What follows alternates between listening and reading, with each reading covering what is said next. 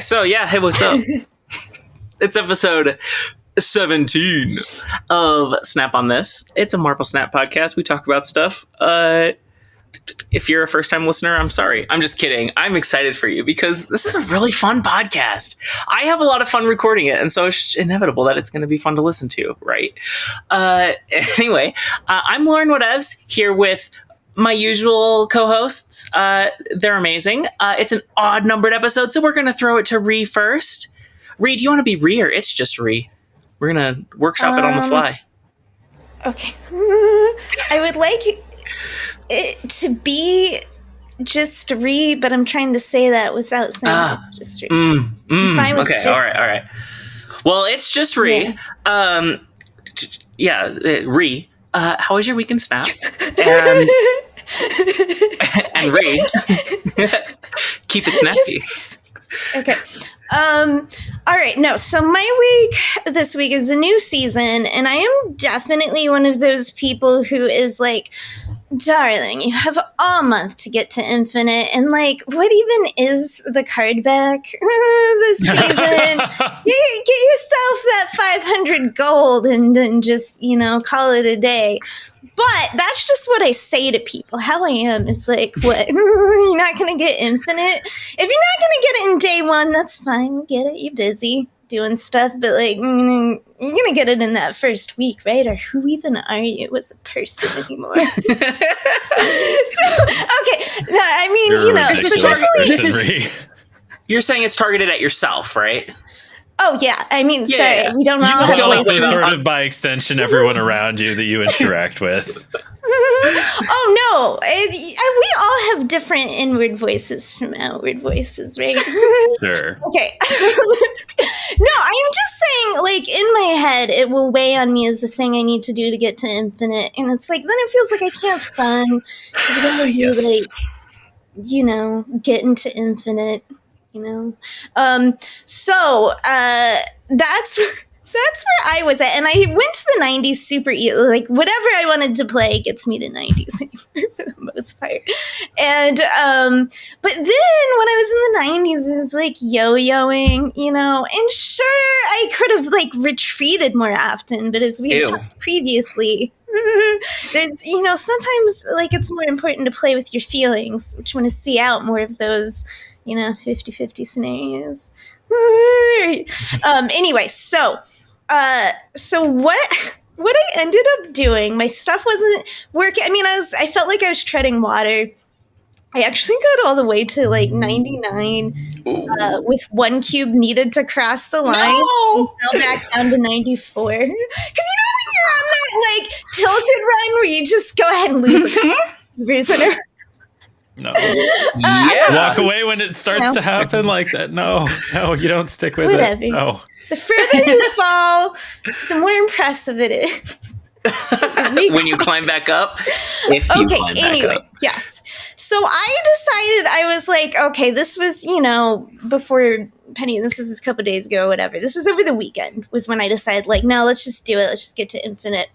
And so I went to the auto deck builder, and I've thought about who the auto deck builder is, because like, all right, is she like an Entrapta style tech girl? Like, definitely not. Yeah, exactly. Right. She's more like middle-aged, tired bureaucrat, Like you go, like this is me normally with the auto deck builder, like, oh, hello. So I got this really great variant for Mantis, and I've just always wanted to play her, and I just like that, like, what ideas do you have for it, just to start me off, like just like peeking over the desk, and like the auto deck builder's always like, oh, honey, and like the most, oh, honey, you can honey someone, and like, no, you don't want to be playing that. Like, legally, I must provide you with this card in a deck. So here's what I'm going to do for you. I'm going to take the most meta deck that I can build from your stupid little collection. And I'm going to drop out the least important card and the one you don't have. And that's where the card you wanted goes. And that's usually my auto deck builder experience. But in this case, meta was what I was like. I just like walked in. I was like, show me your biggest guns, your biggest space lasers. And she's like, okay, hit the buttons, like the secret wares pop up, and it was just like, what is Auto Galacta?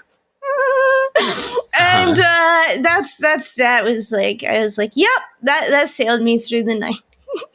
Pretty quickly. Wait, you used it? Oh, hells yeah. Galacta with Mantis. All right. Oh, no. Okay, no, sorry. Galacta, Mantis right? is my usual auto deck builder experience, where I take like an offbeat meta card. And then it makes an 11 card deck and puts Mantis in it. Yeah. Correct. And that's what it is with a lot of, because usually I'm going, because I'm like, oh, this, what ideas do you have this card I'd like to play with that's not meta? And it's like, oh, well, that was your mistake. Don't bring a non-meta card to the meta builder. Anyway, yeah, like you've brought. Okay, anyway, so this Auto Galacta deck, because it's probably moved on since, I assume, but it was fun because it was a Galacta Wiccan deck, right? Was the meta? Okay, because you've probably seen this because it was Auto Galacta, right? It's got Kitty Pryde, which I always love playing a Kitty Pryde deck. Well, last week Auto Galacta was a different thing, but now it's Wiccan, I guess. Last week it was like mill discard Fenris Wolf stuff. I remember that with like Moon Knight and Fenris Wolf. Okay, but then when I was getting to Infinite, it was a Wiccan deck with Zabu, with Psylocke.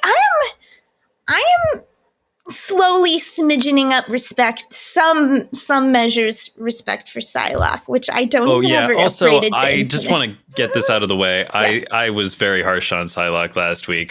Even as I said the words, I regretted them. Psylocke is a perfectly okay card. Don't at me. Sorry for interrupting. Continue, Ree. No, I don't normally play her either, to be honest. So, but I do, but Kate's in this. I do love some Kate Bishop Hawkeye. And Jeff is fun. Copycat, nobody's... okay. The best thing Galacta has done is to let us play Captain Marvel again. I missed her. I missed Captain Marvel is everywhere. I know, it's annoying now, but like... I guess that is the best thing Galacta has done, yes. I love Captain Marvel, and I have a beautiful variant and like split on it, and I just want her to fly to victory, Captain Marvel. Okay, but it's also got Iron Man and Legion, which I crossed the line in a beautiful Legion scan. I meant to pull it up so I could describe it in breathtaking detail. Paint my 1,000 words picture that I guess I'll spare you. But it was an amazing Legion scam that got me over into Infinite. Marvel Snap Lore would be proud when you hear this. Marvel Snap Lore is for you. And also Eliath is in it, and I can't lie. Ever since I got the Rian variant of Eliath, I'll Eliath people all day. It's too fun. Anyway, so yeah, if this you're gonna deck do was it, that's the way to do it, right? Yeah.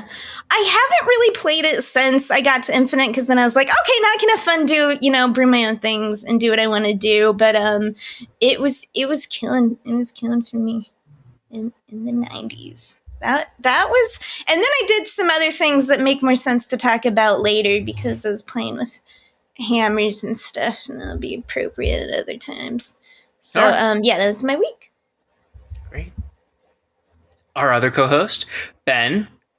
We're going to decide this on the fly. Do you want to be Ben or Ben Roller or Benjamin Roller? They're all good and accurate. I'm Benjamin Roller, but I'm also Ben. It's complicated like that. It's very difficult. Ben, we're going to roll on over to you. Very clever, I know. How was your weekend, Snap? It was pretty good. I mean, well, there was a combination of unusual circumstances that meant I didn't get to play as much Snap as usual in the past week. I only just barely made my 4,000 for the personal bounties last week. I'm already on pace to do better this week, but yeah, last week was very light on Snap playing. Some of that had to do with rivals. In fact, a lot of that had to do with rivals and other stuff. Just life things intruding. You know how it goes. So I started off this season with a pretty boring surfer deck. I just sort of I put Galacta into the Surfer deck that I like to play, my Wave Flourish, As you do. It worked pretty well, especially like for the early part. It wasn't just because I was being fed some bots. Like I just, yeah. It's one of those things where like when the season resets very often, it's easy to get a streak of just wins on wins on wins on wins. And then it does get a little bit frustrating when you start like only winning a normal amount of games and it just like feels like not as good. But it's a truer experience or something. I don't know. But yeah, I don't love Galacta, don't love playing against Galacta, don't love playing Galacta, but that's what I was doing. I even tried shoving Galacta into a collector discard list. It performed okay. I think I could refine it a little, but I was not enjoying it as much as my like usual discard main deck. Scorn Master, a deck in a square from many weeks ago. I don't know.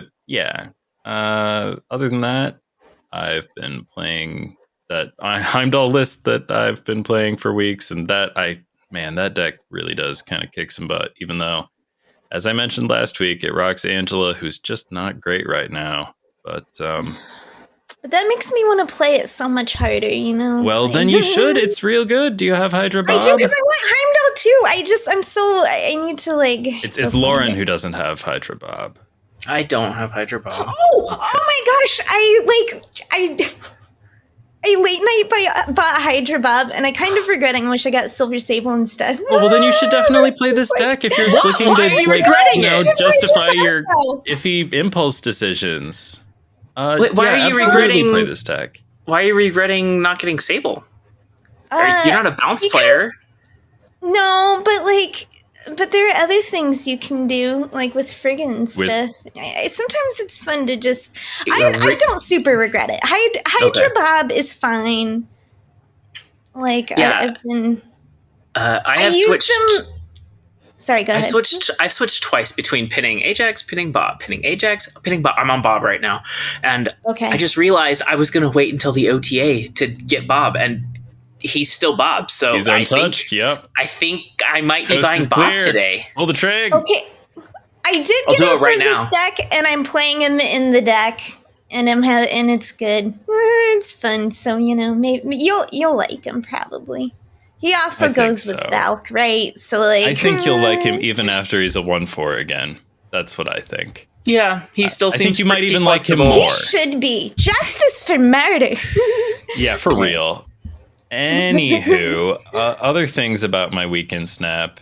I do feel like I'm entering a new deck building phase, so I should have more new decks coming up to be put in squares. It's hard to put out squares when I don't have a deck that I like really feel like confident in. Like, as I mentioned, I'm still playing these decks from past squares. Like when I put one of my decks in the dang square, that means it's like a keeper and an all-time club banger, and you should try it. Yeah. So sometimes when I skip a week, that's just because I don't have anything that feels like up to snuff. You just keep repeating Heimdall. It's fine. We're all about quality over quantity here on Snap on this. Yeah, that's our official logo. Snap I know. Motto. Great. Also, last week, I put on my meteorologist hat. So, the forecast for Token Tuesdays. The most recent one, 1210. It was bad. That's 500 tokens for 700 gold. Don't buy those. They're not as good a deal as the other kind. So, I hope you skipped it. And I encourage you to join me in picking up the good one that's coming up on the 17th. Also, in the new patch, I was just like looking at the Datamined stuff for February, and as deep into the year as February 2025, they're still going to be on the good alternating schedule, I believe, as long as these goofy January ones get corrected, and I bet they do. So yeah, just join me on buying the good Token Tuesdays and skipping the bad ones. I mean, it's your goal. Do with it what you will, but them is my tips. But yeah, I don't get why they have bad ones. I don't know either. They still have the booster pack show up sometimes, so I don't know. But it's just to make the other bundles look better, maybe. I guess. And I mean, like, the bad ones are still better than a lot of the other offers, like those booster packs and stuff. Like, Or variants. Bad Token Tuesday is still, like, better than a lot of things you could do with your gold. You're selling me. I know it's my own advice, but you're selling me. The thing is, just buy the good ones. The good ones are even better than the bad ones. But why tokens let you buy cards. Don't you deserve the best? Like Gaston? Mm-hmm. Anyway, Rivals is here, and that did take up a fair amount of my time. I'm just gonna drop some thoughts real quick. I wasn't sure if we were going to dedicate a whole segment or anything, but yeah. Well, we're not a Rivals podcast, but it's Rivals season, so I'd love to hear about it. And I played it a little bit. Feels relevant, especially because it was taking time from my snapping. Yeah. So this is the week I had. Anyway, hero shooters, they're not exactly my home turf, but the genre is, it's like adjacent to the stuff that is, in my wheelhouse. So it's not like I was trespassing in the elephant graveyard or anything. It's still like sort of part of my kingdom. I'm allowed to dabble. I can branch out. I got range. Absolutely. I've played Team Fortress 2. I know that everybody likes to compare this to Overwatch, but when Overwatch came out, I was like, oh, they're doing a Team Fortress 2. So it all depends on your frame of reference. You were just advising last week to play a variety of games. Yes, indeed. And usually this is not even part of the variety that I would be playing, but it seemed relevant to our interests, and I gotta get some experience, gotta find out.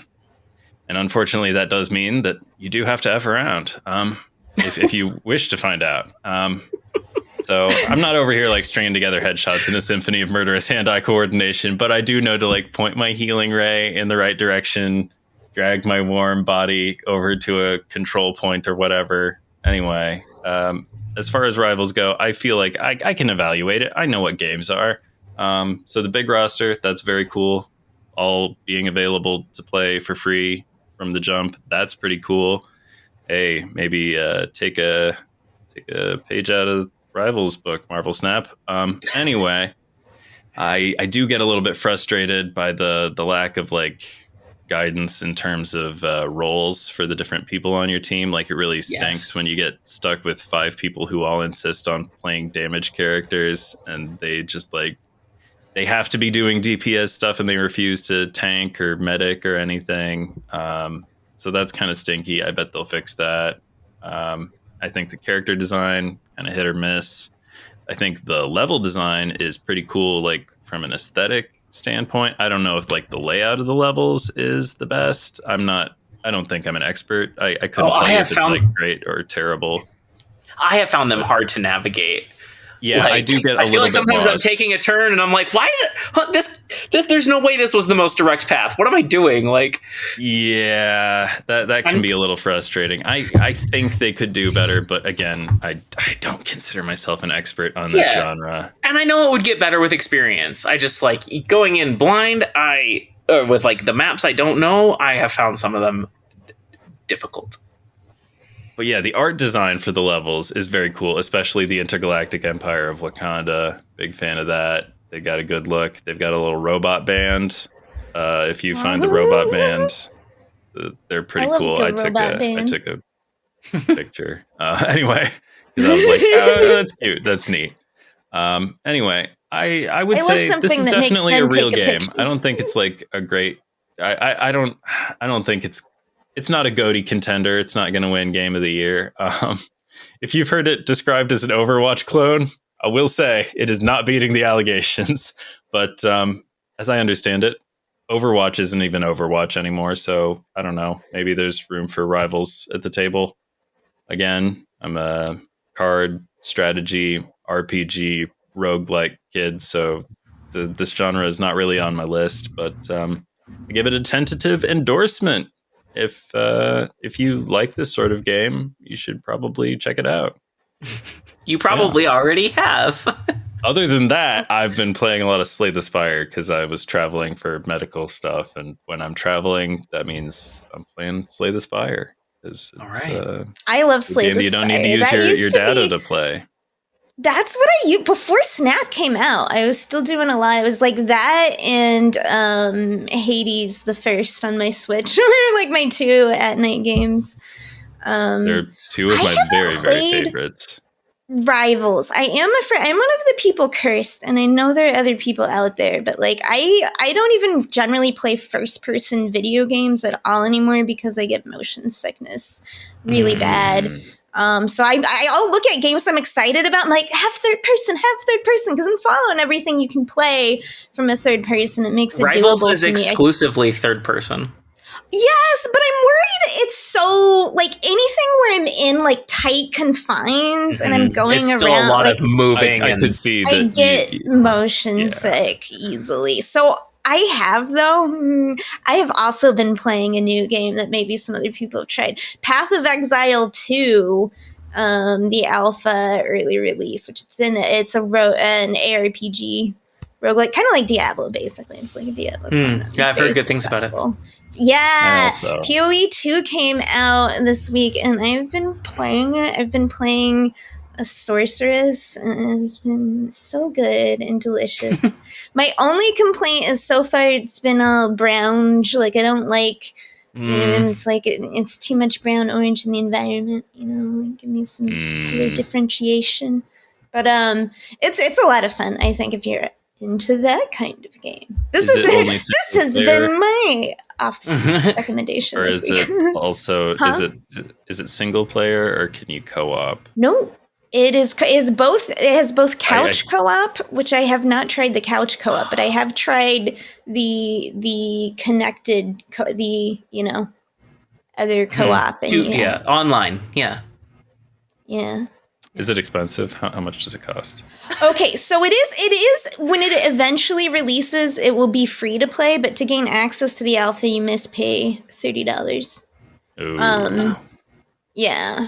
So, and when it's free to play, will there be a bunch of annoying features that are trying to nudge me into microtransactions and stuff? So, Path of Exile has a good reputation for the way, which is one reason why people were all excited for this. And people have compared it to like they're like, oh, this is a Souls-like ARPG, and I'm like, I played some Elden Ring, and this isn't that bad.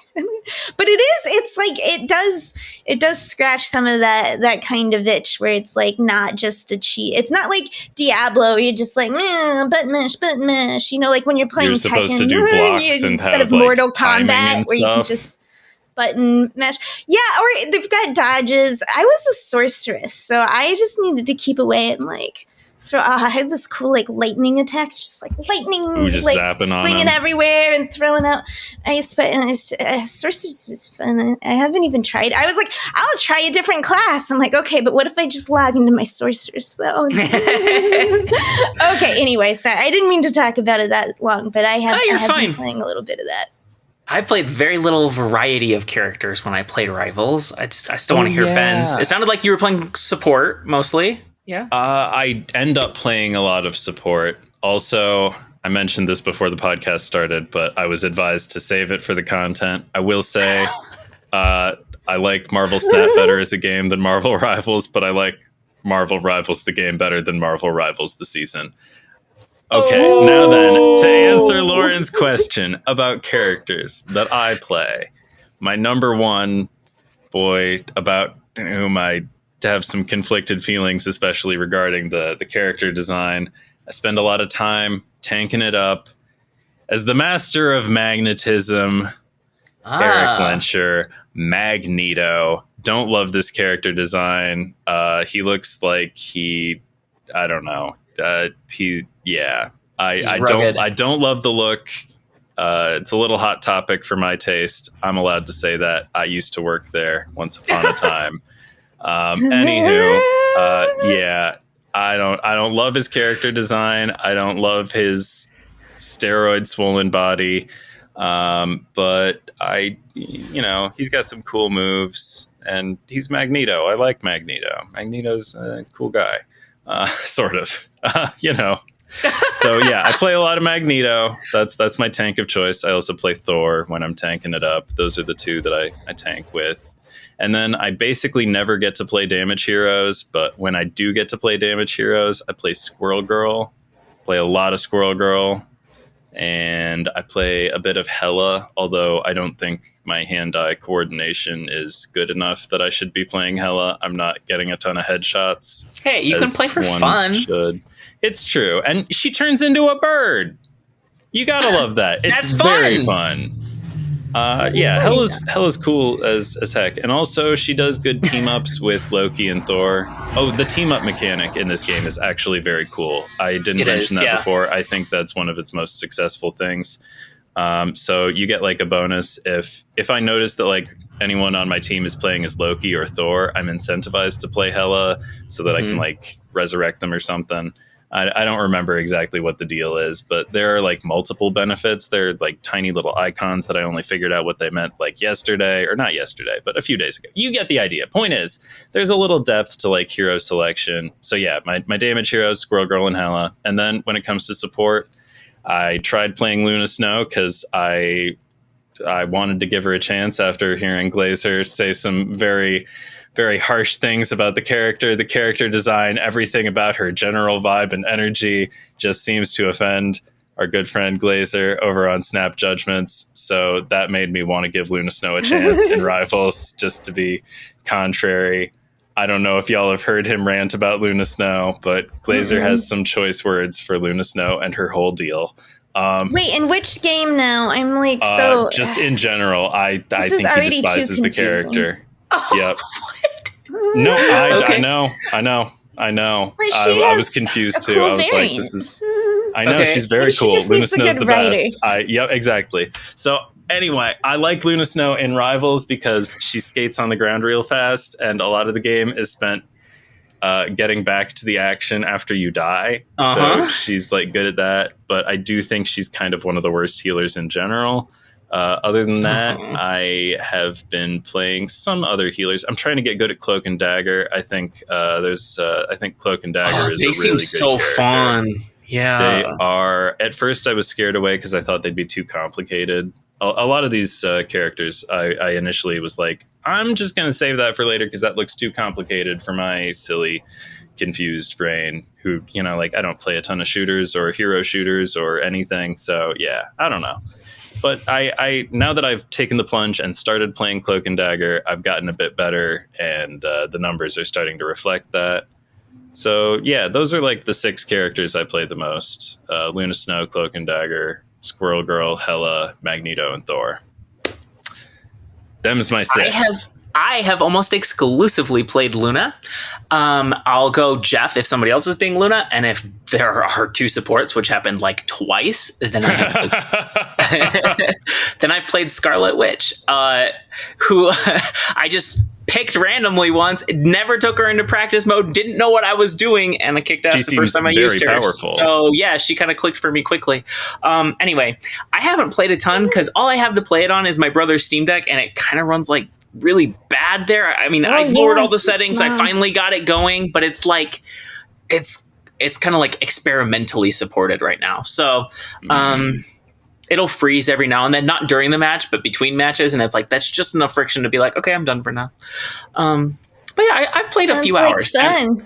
Yeah, sure wish I didn't get it. Sorry, you're just starting to talk about your experience. I've had fun with it. I've played for a few hours. It's very cool, but I've had the experience of being the only healer with 5 DPS. That's miserable. I used to play a decent amount of Overwatch, but I played with friends, and I just think hero shooter is a very boring. It's not fun if you don't have people to play with. So, I think that the kind of collaboration, most multiplayer games. Being on like team chat and making callouts and stuff like that is fun. The other thing I really miss is because I played mostly like Mercy and Moira characters and Lucio, like characters that are about placement more than they are about accuracy with your right stick. Because I'm a controller player. And I just don't feel like there's any healers that are like that yet. Jeff, a little bit. I think Dagger has a little bit of like homing also, but yeah, she does. I really want a Mercy-like character, and there isn't one. Not quite, no. I want a character where the main thing that I'm doing is being tricky with my movement, not tricky with my aiming. Anyway.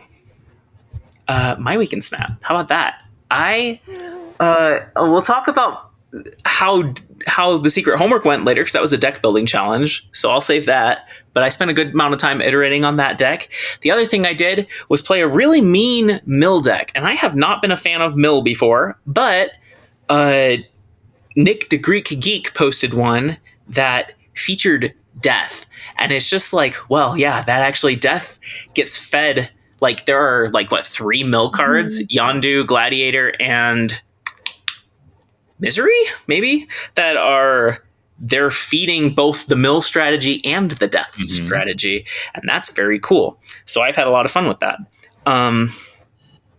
So this is the deck. I can't remember what he named it. It had a very good name. I've named it Millin' Killin' Villain. For the record, I committed to the candy cane on Misery, so Yay! she's looking beautiful. You can see her in last episode's show notes. This deck is the Hood, Yondu, Shadow King, Cable, Fenris Wolf, Grandmaster, Killmonger, Baron Zemo, Gladiator, Shang-Chi, a character I don't play very much, actually, even though he's very good, Misery, and Death. And it is surprisingly, like, this is like, it's like critical mass where Misery makes it quite doable to actually prevent them from drawing 1 or 2 cards. And Cable's great for, if you have their Hela or their Surfer or whatever.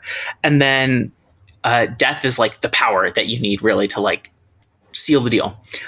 So this is, I don't think it's a super strong deck. I don't think Mill should be super strong, but this feels like the strongest mill deck I've ever seen. And it's very fun. I do feel like the bad guy. And I'm not, it's hard because it's kind of like the same thing with Lockdown, where it's like the fun that I have is, I just think I would have fun doing it against a bot. The fun part is not making another human miserable, but I'm incidentally doing that. I'm sure there are some people who that's what they like, right? There are people I'm certain that's part of the appeal. Toxically. Right, there are people who emote toxically. The appeal is to kick sandcastles, and it's like I want to find a deck that I love like kick this. Your sandcastle down is what she's saying, but it's for her enjoyment, not for your I misery. just like kicking the sandcastle. I don't want it to be your sandcastle specifically. I don't want to hurt your feelings. It's my sandcastle, Lauren. Why did you do that to me? But it's in the way of my fun. I understand. So yeah, I have complicated feelings about it. But when I have been frustrated many times throughout this week with deck building, I have turned to this deck, and it's been a little bit of a comfort deck lately.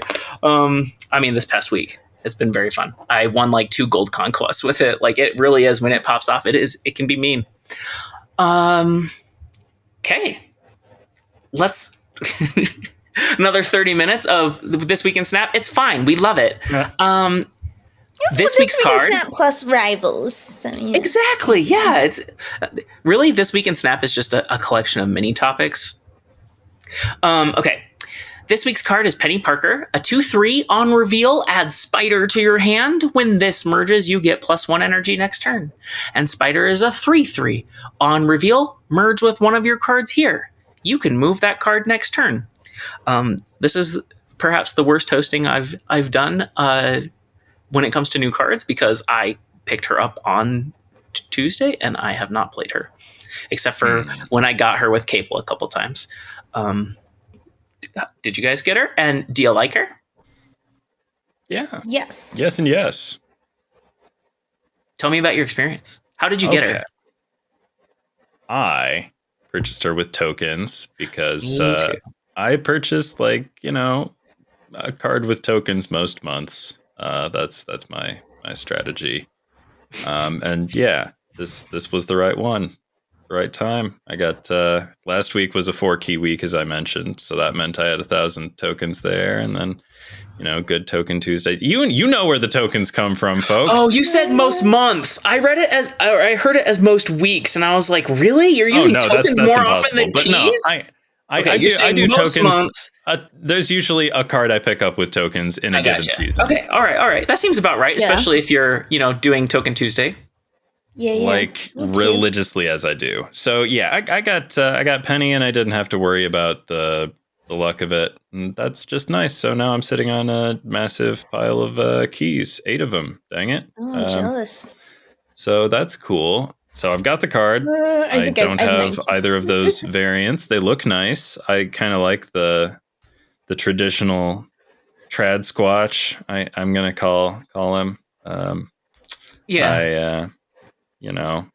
I'm not a huge Alpha Flight fan, but I know about the 2 Sasquatches, the 2 plus. There's more than, on a long enough timeline. There's always many. An infinite number of individuals will carry whatever mantle. But, this Gladiator looks nice, but I'm not like weeping that I don't have it. There are plenty of good Gladiator variants. So yeah, I just got Penny because that seemed like the thing to do.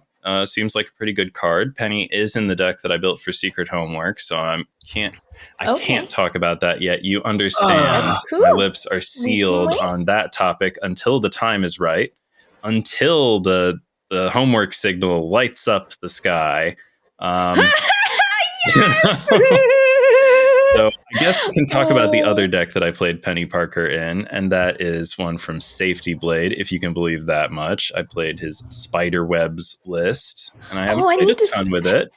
But as usual, when I play a Safety Blade deck, I don't have to play a zillion games to figure out he builds decks that just work. And this one, I haven't seen it yet. Okay, it's a pretty fun deck. I like that it. Oh, by the way, the list is Aranya, Ghost Spider, Human Torch, Iron Fist, Dagger, Madam Web, Falcon, Penny Parker, Juggernaut, Red Guardian, Vulture, and Beast. And I like this kind of thing. I like these decks that, stop at 3. I noticed that my first post on Blue Sky, many, many months ago, is just surfer decks that stop at 3, I believe. Yep, I double checked. Are you talking about your first ever post on Blue Sky? Yes, my first ever post on Blue Sky is 2 surfer decks that stop at 3. Yep. I feel like my first comment ever on Blue Sky is commenting on your first post. And then didn't Lauren come in later? I think that's all correct. I was an early adopter, you might even say. Pay no attention to the fact that I disappeared for 11 months or whatever after that. I think a lot of people did that. But yeah, that was Safety's Spiderwebs list. 2 thumbs up from me. I think it's good. I recommend other people check it out, play it. Bounce move. It's not usually my preferred flavor of move, but I wanted to test out Penny Parker in a good deck that wasn't for my Secret Homework so that I would have something that I could refer to and talk about. I hate move mostly, and I hate bounce mostly, but I fucking love Safety Blade decks. And I feel like what could possibly tug the cold dead heartstrings of my feelings towards move and bounce. Oh, well, he's in his move era, so there are going to be more opportunities. He'll put out more move decks, I'm sure. He's very excited about the 2 decks I hate. We'll do it for me. I'm intrigued. All right. What'd you do with Penny? Oh, okay. So I've only played her a little bit. I also got mired in Secret Homer and some other stuff. And I put her. I was looking at her, and what I want to do, I won't lie, what I want to see her in is Phoenix Force. I feel like my friend Frank was saying he made a Phoenix Force action. Now I wish I had seen it. But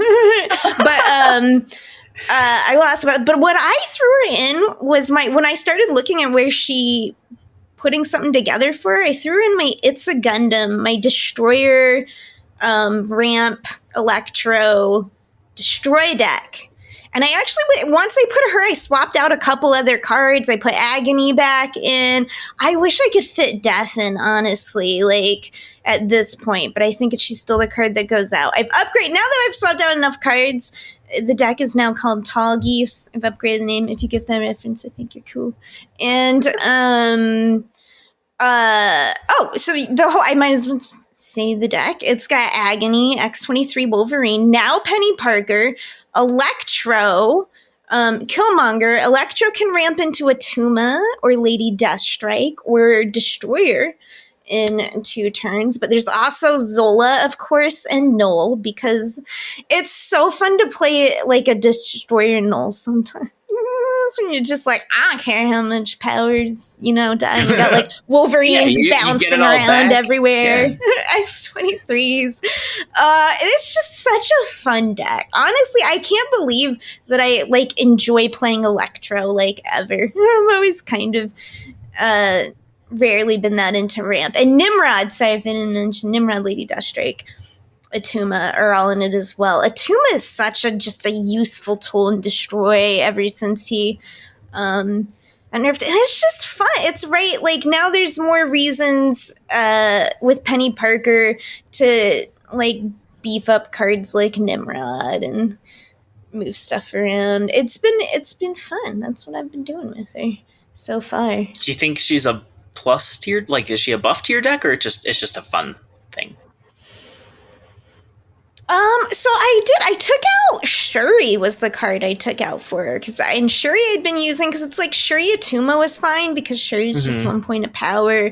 Shuri Destroyer was fine, but I'm like, okay, but now that I'm like merging more stuff, now that I've got Agony, right? It's like, I'll even merge an Agony into Electro into Atuma, because like I'm gonna play Null later. All of that's just power I'm eating up. But now that I have Agony back in, that makes me want to put Death in, because now I have more things that are destructing. I don't know that I have the best configuration of a Penny Parker Destroy deck, but I think she has been good to my deck. I think she has been upgraded. I think I prefer her to Shuri. She's more fun anyway, and fun is the whole point. I have one thought about her that I forgot to express. Before she came out, I was sort of hopeful that usually, like, you would... I was hopeful that she would do better as sort of a ramp card than I've seen her doing. Like, it seems like a lot of where she's been successful has been in, like, Wiccan decks, just to make that curve, like... nice and natural and cool and stuff. But I kind of hoped she would have like her own sort of energy generation lane going for her. But it seems like mostly you don't put Spider on Penny, which is a disappointment to me, because I wanted her to be a big merge reward card, Yeah, she just doesn't have enough power. Yeah. And so I've played her very little, right? I've stolen like 2 with Cable, but like, I've watched people talk about her, and I've seen people be a little disappointed by how clunky she is. She's great in Wiccan, right? That like guaranteed curve 2 to 3 is excellent. Or you drop her on Agony and then you can play Wiccan on 3. And so like basically the thing I've seen is like, yeah, Wiccan is one place to put her. And then the other thing is, if you are putting her anywhere else, she almost needs to go with Agony or Hulkbuster. Like, you need that extra synergy to be merging again, but it just seems so hard to it's a lot of work for not a lot of power to get 1 extra energy. Yeah. All right. I don't want to spoil too much about my secret homework deck, but I did play Agony in and Penny Parker in that deck, and like it felt nice getting the Agony into Penny Parker thing. But a thing that I noticed about Penny Parker is that her timing is like a little bit reminiscent of activate cards. In that if you want to get the Spider move on anything, you need to play Penny Parker on turn 4 so that you can play Spider on turn 5 so that you can move on 6. Yep. And like that, for example, just like in terms of stuff that clashes with, well, you... that suddenly that deadline turns into turn 3 if you wanted to play Galacta on 4, for instance. Like there's just a lot that's clunky about the getting a card that gives you a thing to do the next turn. Like it's like if you were to like look at put your entire Marvel Snap game on like a line, like the the second half of the line is turns when you're doing Penny Parker stuff or whatever. Like if you play Penny later. I mean, if you play Penny earlier, but point is like there are 3 turns when Penny Parker things are happening. There's the turn you play Penny Parker, the turn you play Spider, and the turn you move the Spider thing. So like her life cycle takes place over 3 turns if you want to like really squeeze all the juice out of her, which is, you know, unwieldy. I will admit. Still, I think worth the squeeze. Them's my Penny thoughts. Yeah, I haven't played her enough to measure strength, but it just kind of seems to me like Spider could be a 3-4. Anyway, probably. I would also be okay with Spider losing cost, but then it loses that Wiccan thing, which is kind of the best thing to do with Penny right now. So maybe that's not wise. Next week's cards, Doom 2099. It's that time. 4/2. After each turn, add a Doombot 2099 to a random location if you played exactly 1 card. And the Doombot 2099 is also a 4/2 with the ongoing ability to give your other Doombots and Doom +1 power, which we have confirmed through the season reveal video trailer that it also applies to Doom Prime, the 6/5 Doom and his Doombots. I had ranked this card very high. I think I had it second after Galacta. I've kind of cooled on it a bit as the season has gone on. I still think it's like a lot of payoff for a very simple quest, but decks these days are going very tall, and I don't know if this goes tall enough without doing something clever with it. The reason I'm probably skipping it because I need keys for next season, so this is probably one of the ones. And it's not like I don't think, like, I don't know if it's even feasible, but like, it's like, what would be fun for me would be to be, have 2099 on the board, drop a Spectrum onto a Lockjaw to pull out like original Doom, just But, like, here's the thing. There's going to be, like, 1 or 2 best decks with this card, right? It's like, someone's going to find it, and then that's the deck. And then where's the fun for us, maybe if you really love that one deck enough, Yeah, if you love that one deck enough, then it's worth it. And if you don't, then it's like, it's just not fun for deck builders, it feels like. It does seem like a really easy to optimize card. I mean, like, I think you'll be able to make a good, like, if you have an incomplete collection, you'll be able to have a little fun figuring out what your best version of the Dr. Doom 2099 deck looks like. Like, that's exciting if you don't have all the cards and you want to, flex your brain. That's cool. But you mean like early series 3, right? Yeah. Like, if you don't have all the cards, this is a fun deck building puzzle right. for you. If you do have all the cards, much less so. Yeah. But that's again, the joy of limited. I think there will be some. Please. There will be some clever things to do with it, but it's just. Yeah. I think it's going to be very powerful and very unfun, and also like.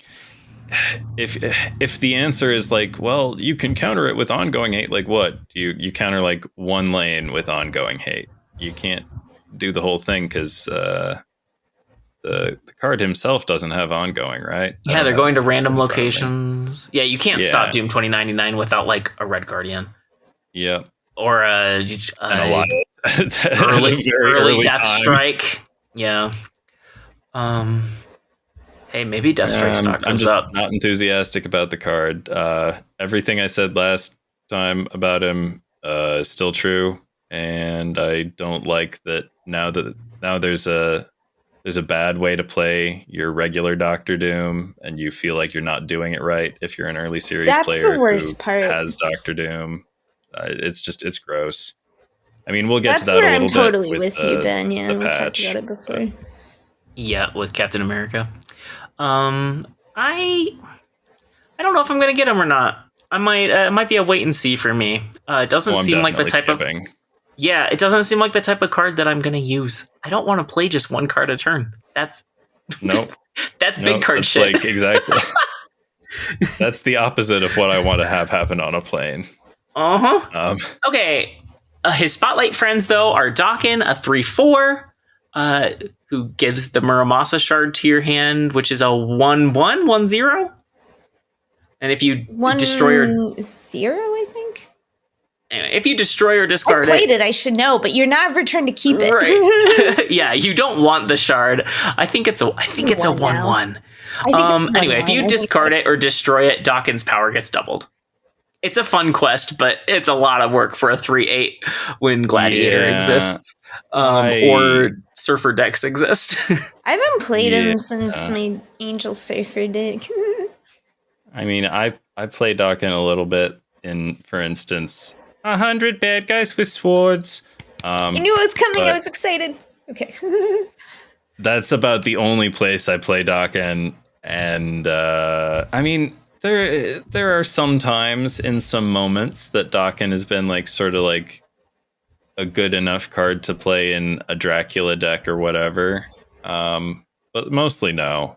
Mostly Daken's not a good card. It's just too much squeezing to get such like a piddly amount of juice. Like even as far as things that like double the effort you put into like boosting them, like Scarlet Spider, easier to get the juice. Just like everything, you know, your Mr. Sinister, easier to get your double juice. Like everything is easier than Daken. I have seen Dakens pop off when they're like using Zola or Frigga or like I don't know, something where you get multiple Dakens and when then the locations are goofy them. and you get to cloning and stuff and tossing multiple shards, quadrupling multiple Dakens, it's very cool. Yeah, absolutely. But that's the exponential stuff is dope. It's niche, and frankly, your opponent should be retreating when that happens. Yeah, anyway. it should never. Yeah, you're not getting 8 cubes off of that. So don't open for Daken unless you are a discard fiend. If you like this card, get this card. Like, it's a cool card. You can build decks with it. You can like try to do stuff with it. If you know, right. If you have a cool idea, absolutely get this card. And Miek, a 1/1. When you discard a card, this gains +1 power, and you can move next turn. It's kind of weird that Doom 2099 has 2 discard friends, but Miek, I know, Rhea is a big fan of it. And also, I was on episode, I think it was 100 of Snap Judgments with Glenn.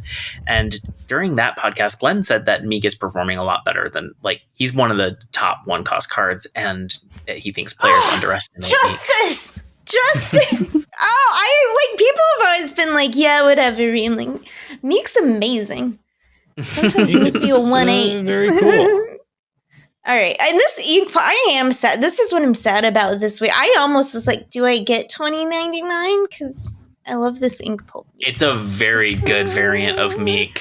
But the Daken is so 80s. Yeah. It reminds me of this terrible movie. I love the Miek, though. The colors are beautiful on it. I think I have... Yes. I mean, I hardly ever play Miek, but I think I have Dan Hip Miek that I got in a cache or something, and I like that Miek a lot too. So this is an easy pass for me. Pulp Miek? I believe it's ink pulp. That's ink pulp Miek. I want it. Really, I don't know. Sometimes late night retakes the reins, and we end up with Hydra Bob, and maybe we end up with the 2099 and a Miek. We'll see. Yeah, these are cool variants, but both very skippable, especially given that they're next to Doom. Not into it. Okay. On Tuesday, there was a patch. It had very little content in it. We've had a recent dev answer from Glenn where he kind of explained that OTAs are for balancing and patches are mostly for, I don't know. I don't even, what was it? Bug fixes? I mean, it's for new features, and we don't have new features coming to the game. And so patches are dull. I think we were all spoiled by 2 years of patches having balance changes, and they just don't anymore. Mm-hmm. Now that their OTA technology has gotten better and they can do all of the balancing through OTA. But they announced that the season pass that was super premium pass that was teased in the roadmap. They have revealed what it is. It's going from $14.99 to $19.99. It still includes the 10 levels of season pass, which is that extra $5 that you could be spending right now is one of the worst ways you can spend money in Marvel Snap. Yeah. It's a really bad return on investment. It's literally worse than just buying gold for $5. Well, at the $100 rate. So I guess if you prefer to buy things in small chunks, maybe, but it really is it's a terrible use of your money. There are bundles and stuff that are better. But now for $5 more, you also get 3 borders and an exclusive super rare variant. I don't know what it means that it's super rare. Does that mean it's going to be available in the variant shop a year later? No, I think, well, when they say exclusive super rare variant, does that mean, okay, I guess maybe that does mean that it's unique per season or whatever. It's unique per season because they've data mined one of them, I believe. Yeah, but it's like the variants that are already in the season pass, but the ones in the current season pass don't have rarity. They're like season pass rarity. Yeah, it is odd that they specify. I see what you're saying. I wonder if it's related to character mastery. Oh, maybe. But this the super is like rares a are bummer. I won't lie. It's so bad. I was 100% planning on spending $20 a month on this game because I assumed it was going to have some value. Not as good as the $10 season pass. Nothing is ever, nor probably should, have that level of value in Marvel Snap. But I expected something like Gold Pass level.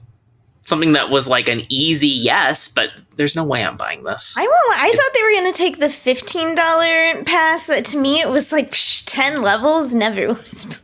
That's not true. On my birthday month, I get myself the premium. But I thought, I'm like, okay, they're going to give us like 3 more exclusive variants, I bet, into this, into the $5 with maybe a couple even other extra little things. And I'm like, that'll probably get me to do it. And I saw this and it's like, no, like, so for $10, like I get 3 borders and is what I'm seeing out of it. And it's just like, nah, this isn't it. It's disappointing. Yeah. Doubling the cost for what was not worth it before. It's really, really bad. I will say, granted, if you love the borders or love the variant, then it has subjective value, right? Like any bundle or whatever in the game, the cosmetic value. I don't tend to buy. But if we're talking about progress value, it's just trash. Ben, there's not deck slots? Yeah, I was going to say, I would like to point out something very positive about this. They are not charging players for a 21st or 22nd, 23rd, etc. deck slot. Good. So good for them. And hey, I want to take this opportunity to give them credit for avoiding for doing nothing. Monstrous thing that seemed very plausible. I would have believed that they would do it, and I'm pleased that they didn't. And I don't want it to pass by unremarked upon. So it's very cool that they aren't charging us for extra deck slots. They should give us some for free, though. Yeah, don't count it as a win until we get them for free. Yeah, but I will count it as a win that they aren't charging it. Yeah, I really do. I would have felt really upset if they had put them as part of this super premium season pass. So, hey, good job. I'm still not buying it, but I wasn't buying it before, and you avoided the evil thing. I was just shocked when I saw this. It's so much worse than I expected it to be. It's just like a ridiculously bad value. Oh my gosh. But the thing is, they know that their customers don't do math on these things. Like they know that they can put anything in front of us, and a large fraction of the player base, or a large enough fraction of the player base, isn't going to bust out the calculator. They're going to assume it's a good deal, and they're going to fork over an easy $10 a month. Everybody who's buying weak Token Tuesdays and booster packs, I guess. Honestly, I bet the people who buy weak Token Tuesdays don't buy these because weak Token Tuesdays are still pretty okay. Yeah. Also, I like that you're calling them weak token Tuesdays. That's good because bad is like a little bit harsh because they're still not that terrible. Okay. They're not as good as the good.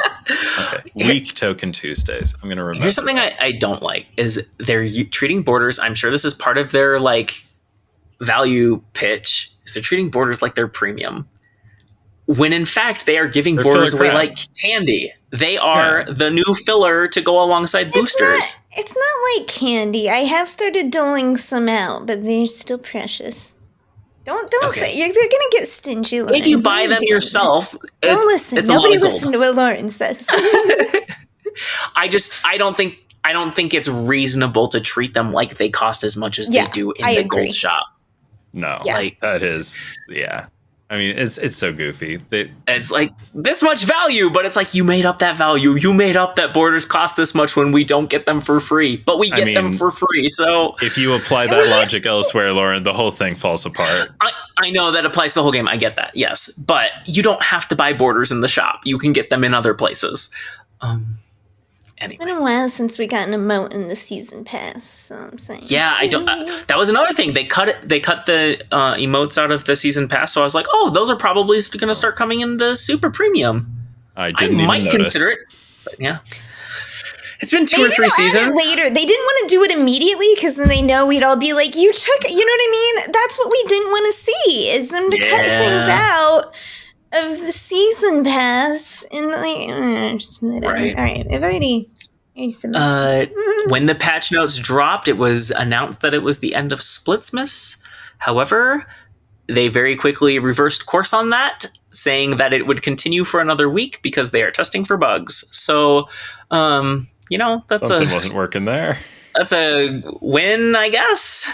It's second dinner being second dinner at least.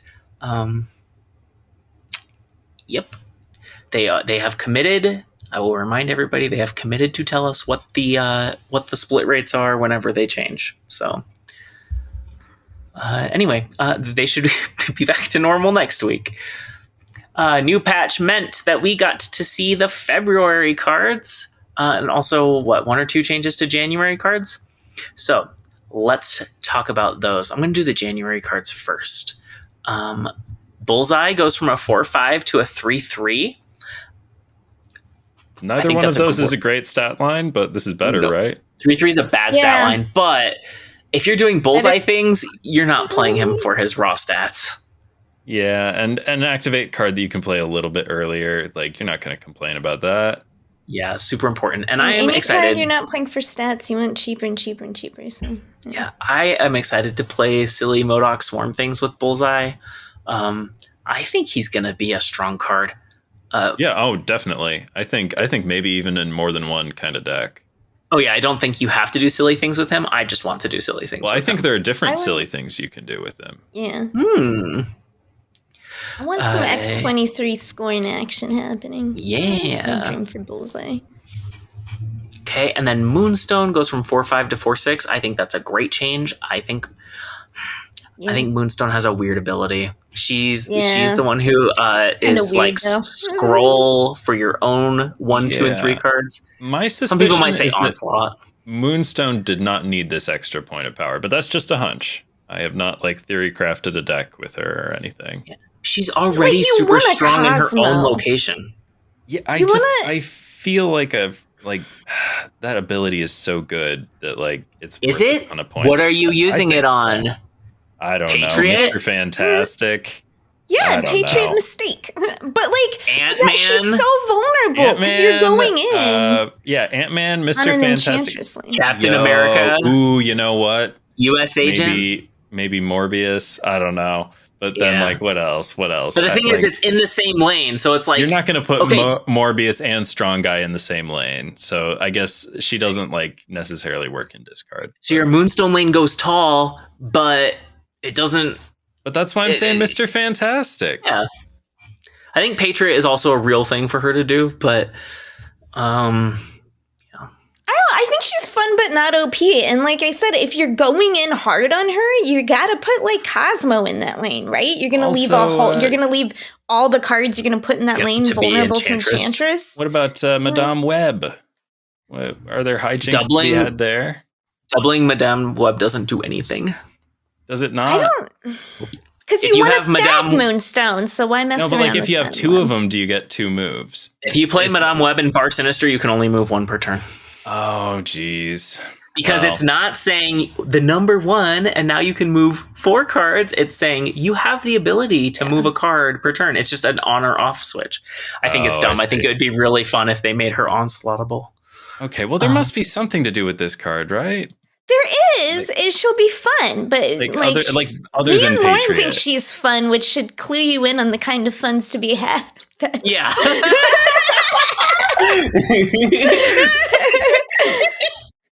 Okay, yeah.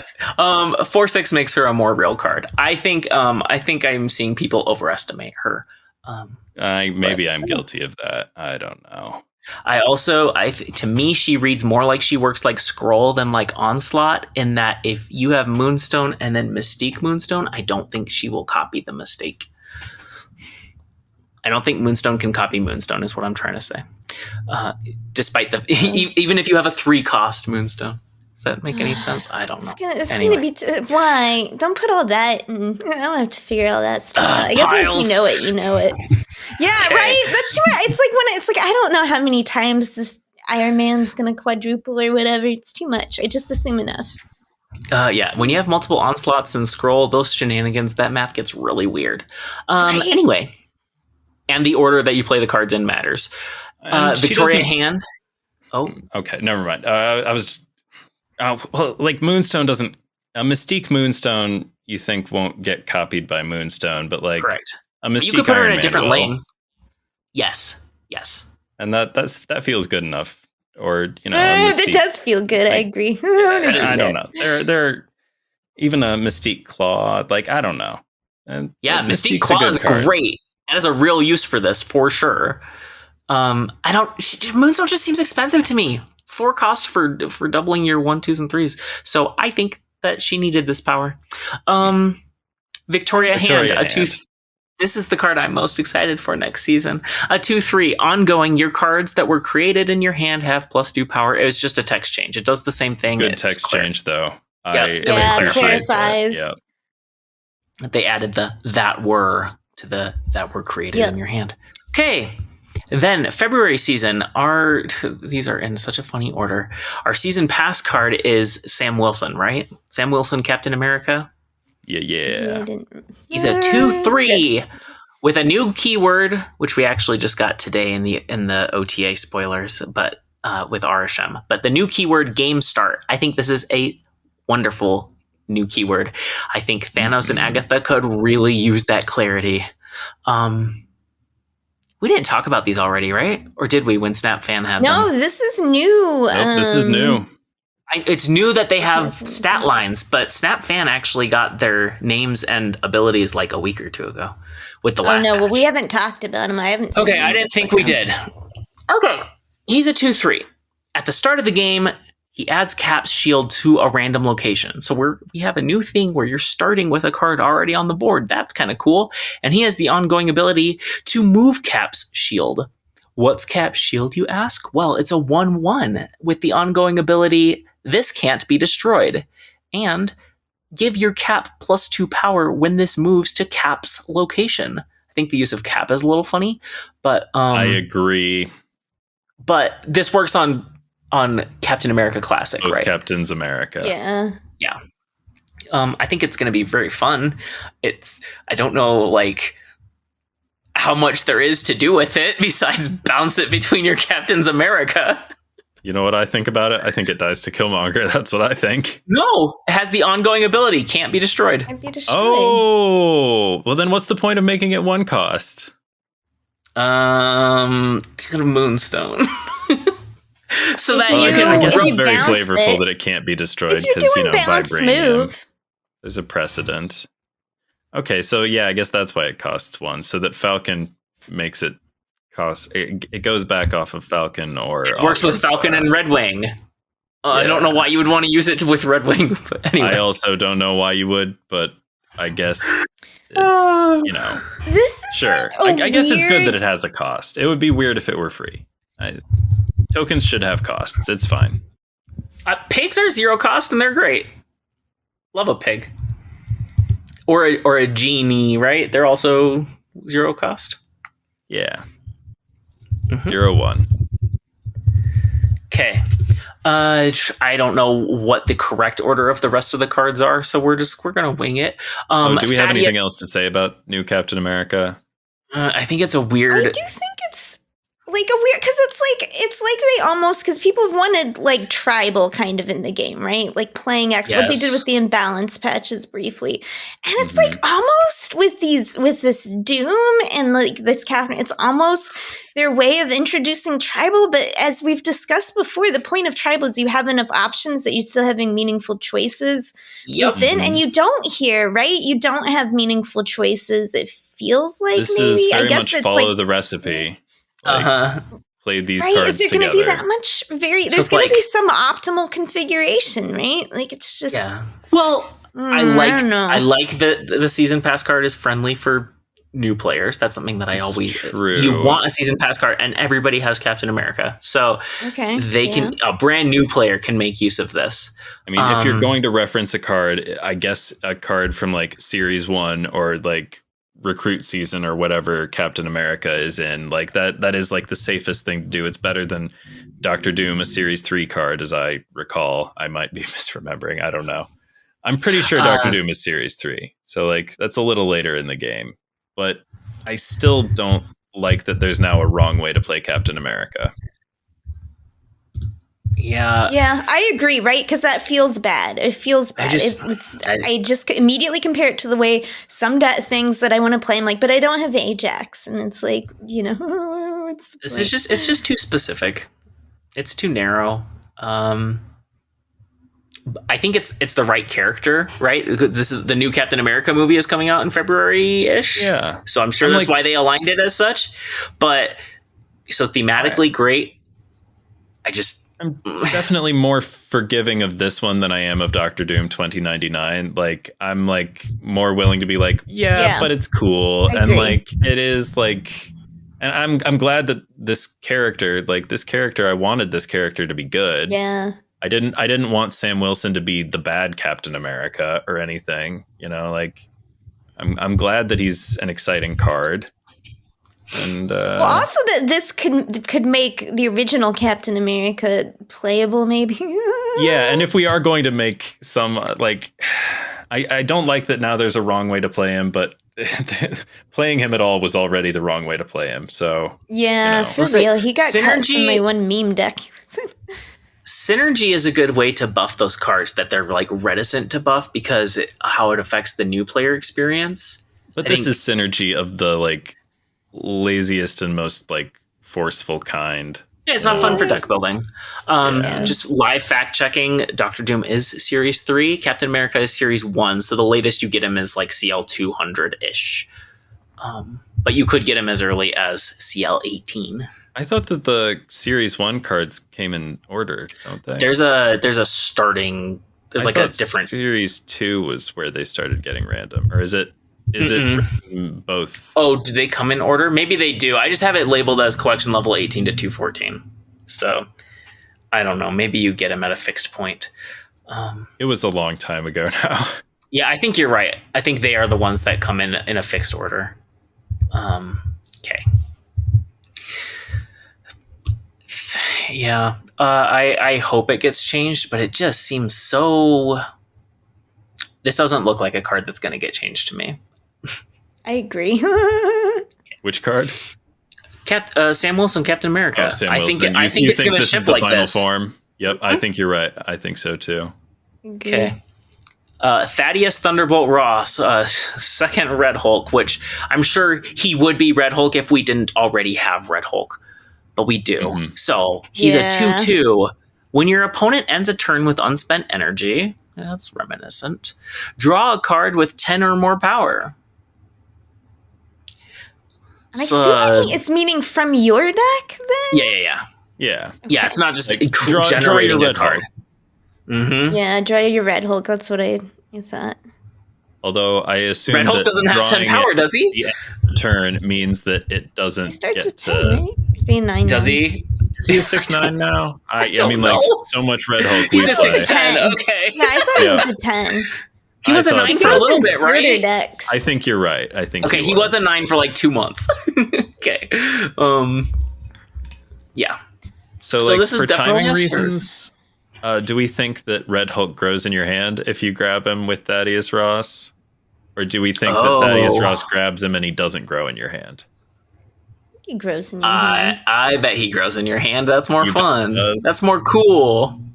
I just don't like that. Like, I feel like the end of turn should only happen once. That's what I think.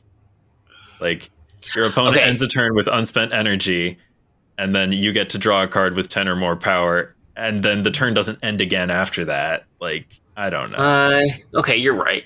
I feel like I believe that's how the engine works right now. There is just one single end of turn event, but I don't know. They might change that just because it's cool.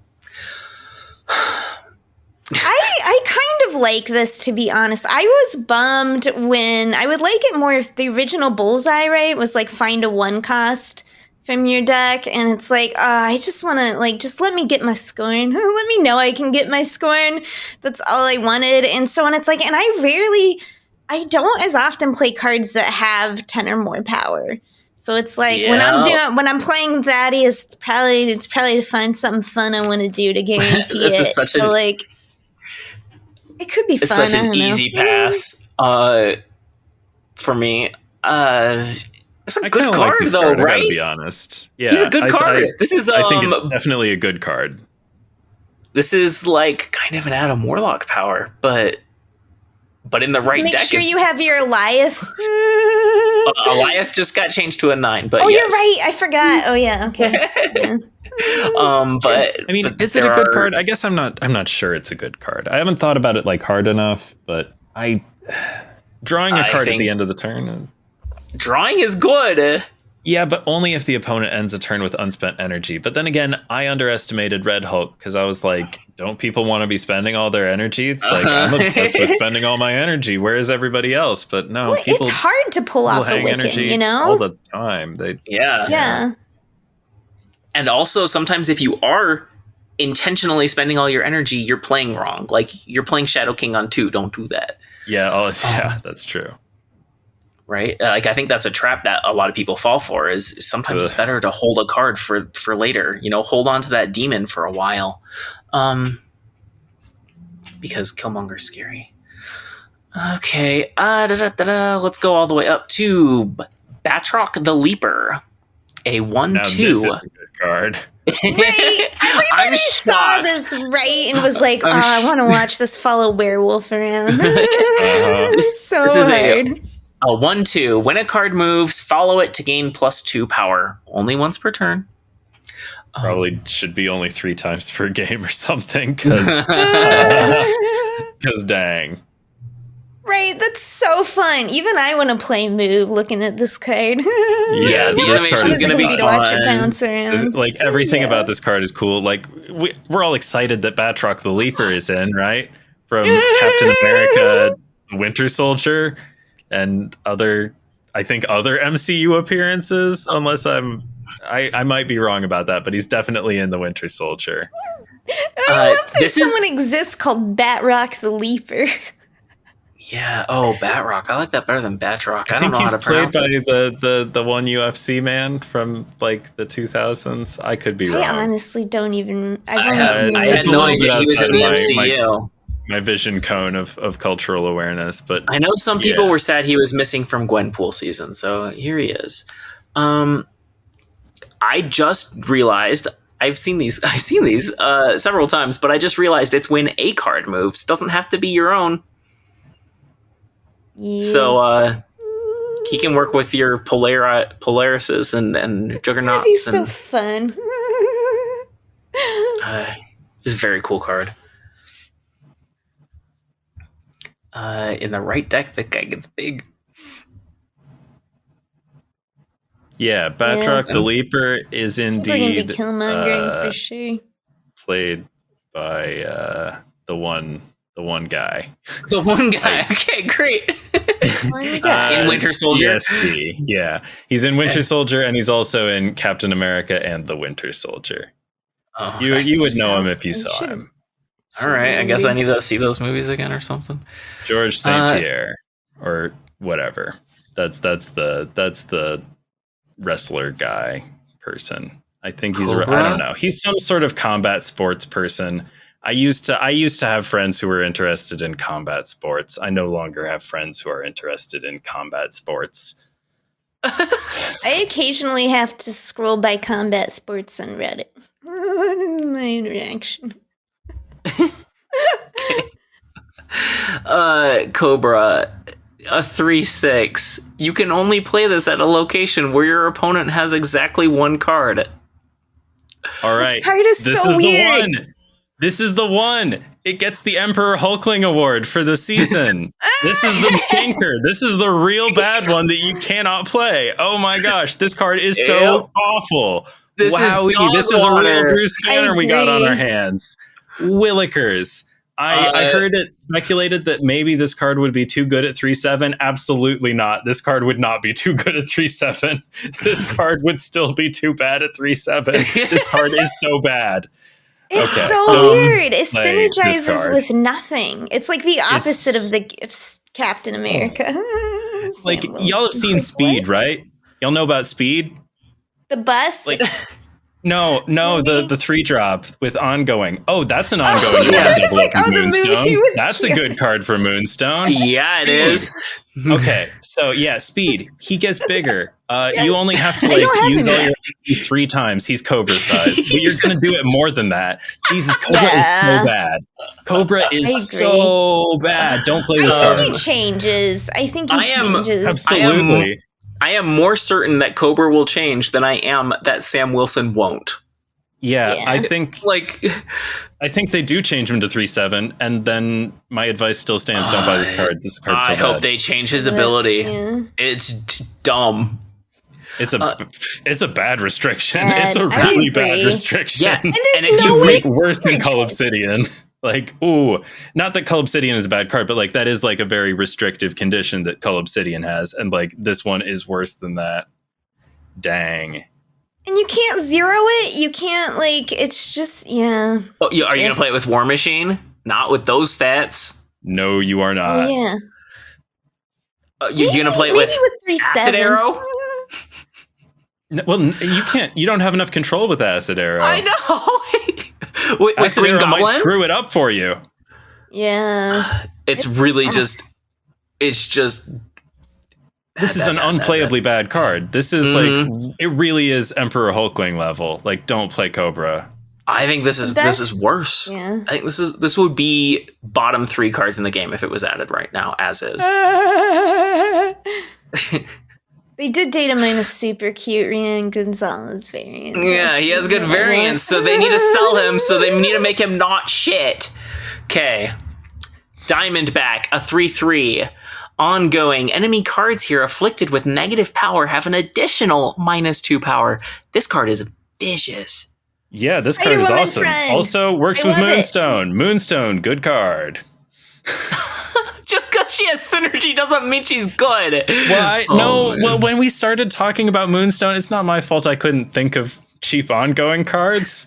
We needed to talk about more cards to jog my memory and make me think of good cards. It's only enemy cards. Like, just the Diamondback and Hazmat combo. Just that is disgusting. It's vicious. Diamondback is a 3/11 if we're not giving any of the bonus stats to Hazmat. Because, you always have to be careful how you evaluate these things. Are we splitting up the bonus stats? But, whatever. But if they all belong to Diamondback, Diamondback is a 3/11 in that situation. It's just Diamondback, Moonstone, Spider-Woman probably just wins you that lane. And then you Ajax Silver Cerebral on turn 6 for another lane or something? I don't know. I like it. It only counts once, no matter how many negative power effects they have on them, right? So if you Hazmatted and Spider-Woman, they wouldn't have, those cards wouldn't have an additional -4. You're right. I'm not saying you're necessarily -2. both. They're just, options. Oh, just different ways.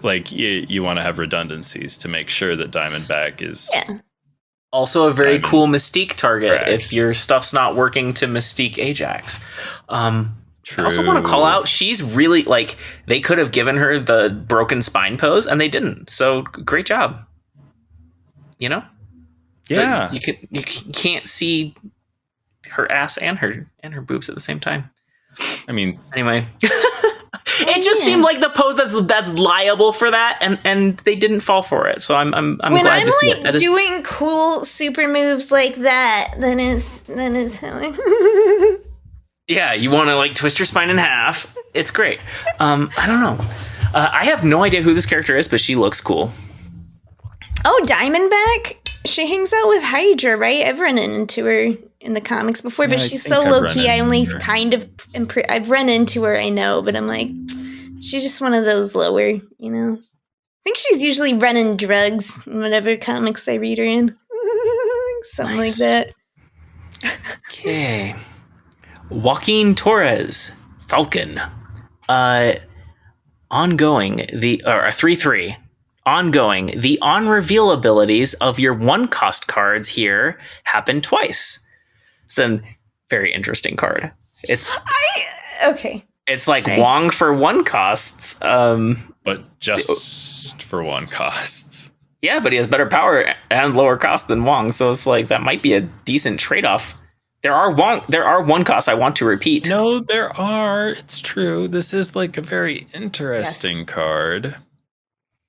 Pete Nico. I just don't know. I mean, Nico's one cost. All the bounce ones on reveals. Like a lot of them do have good on reveals. I don't know. Batrock doesn't have an on reveal. He's the only one play anymore. I'm a little skeptical that. I mean, like. It's very cool. It's so cool that like I'm probably gonna get this card, even if I don't think it's fun. I witnessed the birth of this character.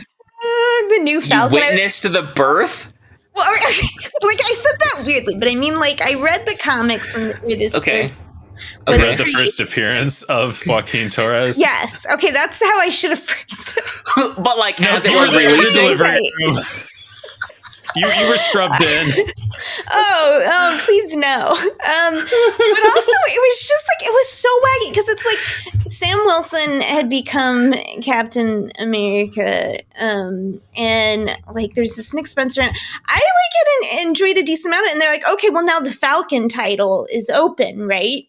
So, you know, we're going to introduce the new Falcon, and this was the new, I was like, okay, what if it's a half bird, half man, and he's got like weird looking eyes and like arm wings, and then he's in this weird like leotard ease. But like this character was just created in like the last, I don't know, because time is going by for me, but definitely in the last like 10 years. Okay, fairly recent, relatively new. Like, this is what he looks. It's just like it was when I saw him. I was like, you just kind of, you're like this poor kid. But he's got like bird eyes. Yeah, he's like half bird. He's been like morphed with, I feel like, was he even like morphed with a Red Wing or something? Like it's just like, I can't even remember because it's been a number of years now since I read it, but it's just like when I saw him, I'm like, this is the new Falcon? I'm sorry, that's so mean. I'm sorry to Joaquin Torres. It's not his fault. Does he transform more into a bird, or is he permanently he's permanently the middle of an Morphs cover? He's a bird man. Okay. Yes, which was when I saw this, it was just like, what was the design team? Like, you know what I mean? Who was meeting in a room to create him? I mean, surely you could ask me and I would have come up with a slick, probably some cool, like, techie girl with a jacket, you know? I don't know. Falcon. All right. Could have been Captain Falcon. We could have had references to Captain Falcon. All right, I'm sorry. Falcon Punch. Nintendo Snap win. She could have been a cool pilot character, right? Okay, anyway, it was so weird. What if Falcon, when you play it on the board, what if he says, show me your moves? That would be so fun. Would they do an Easter egg like that? I really hope so. No, it's not consistent that would tickle me. With the character. Oh my gosh, I would buy it if they did that. That would be out of character too young for to Joaquin. Get those references. Joaquin doesn't say show me your moves. Joaquin is too young to have played Star Fox. Sorry, y'all. Smash Bros. I think Captain Falcon is from F-Zero. Yeah, and better known because of Smash Brothers than because of Better known F-Zero. because of Also, Smash I Brothers, haven't played whatever, except for Smash okay. Brothers. I haven't played his original game that he's from. Smash Brothers is where he got, That's where he got the lines I was quoting. Uh-huh. Come on! Okay, Red Wing, a 1/2. On reveal, return one of your other 1-cost cards here to your hand to give it +2 power. Yeah, I like it. Yeah, I like it a lot. People like bouncing 1-cost cards. Yeah. So, and then you can bounce the bouncer. This is. Will you accept this one as a bounce the bouncer, Ben? Absolutely. No, this is like Yes. this is I mean, like, it's not that I don't accept Toxin as a bounce the bouncer. I just don't think that that's like, plan A. It's just it's an edge case thing that does come up sometimes, and you do it, and I've done it. And I like it. I like bouncing Toxin with Beast and doing the thing. Yeah. It's fine. But this one you're cooking. You're going to be bouncing the bouncer a lot more with Red Wing. Oh yeah, especially if you beat him first, and then you get to drop him as a How many 0? times are you going to play Silver Sable? Oh, on top of Joaquin Torres. I mean, maybe. Okay, actually, that's a good combo, though. Red Wing might be good enough that Joaquin Torres is a real card, but Joaquin Torres, I don't think, would be a real card without Red Wing. But maybe with Red Wing. But Red Wing lets you play it on Joaquin Torres, bounce 2 of them, and you could not pick bounce up your Joaquin Iceman Torres and your Silver Sable that had That's just been pretty doing good. double things. Yeah, it does get pretty wild.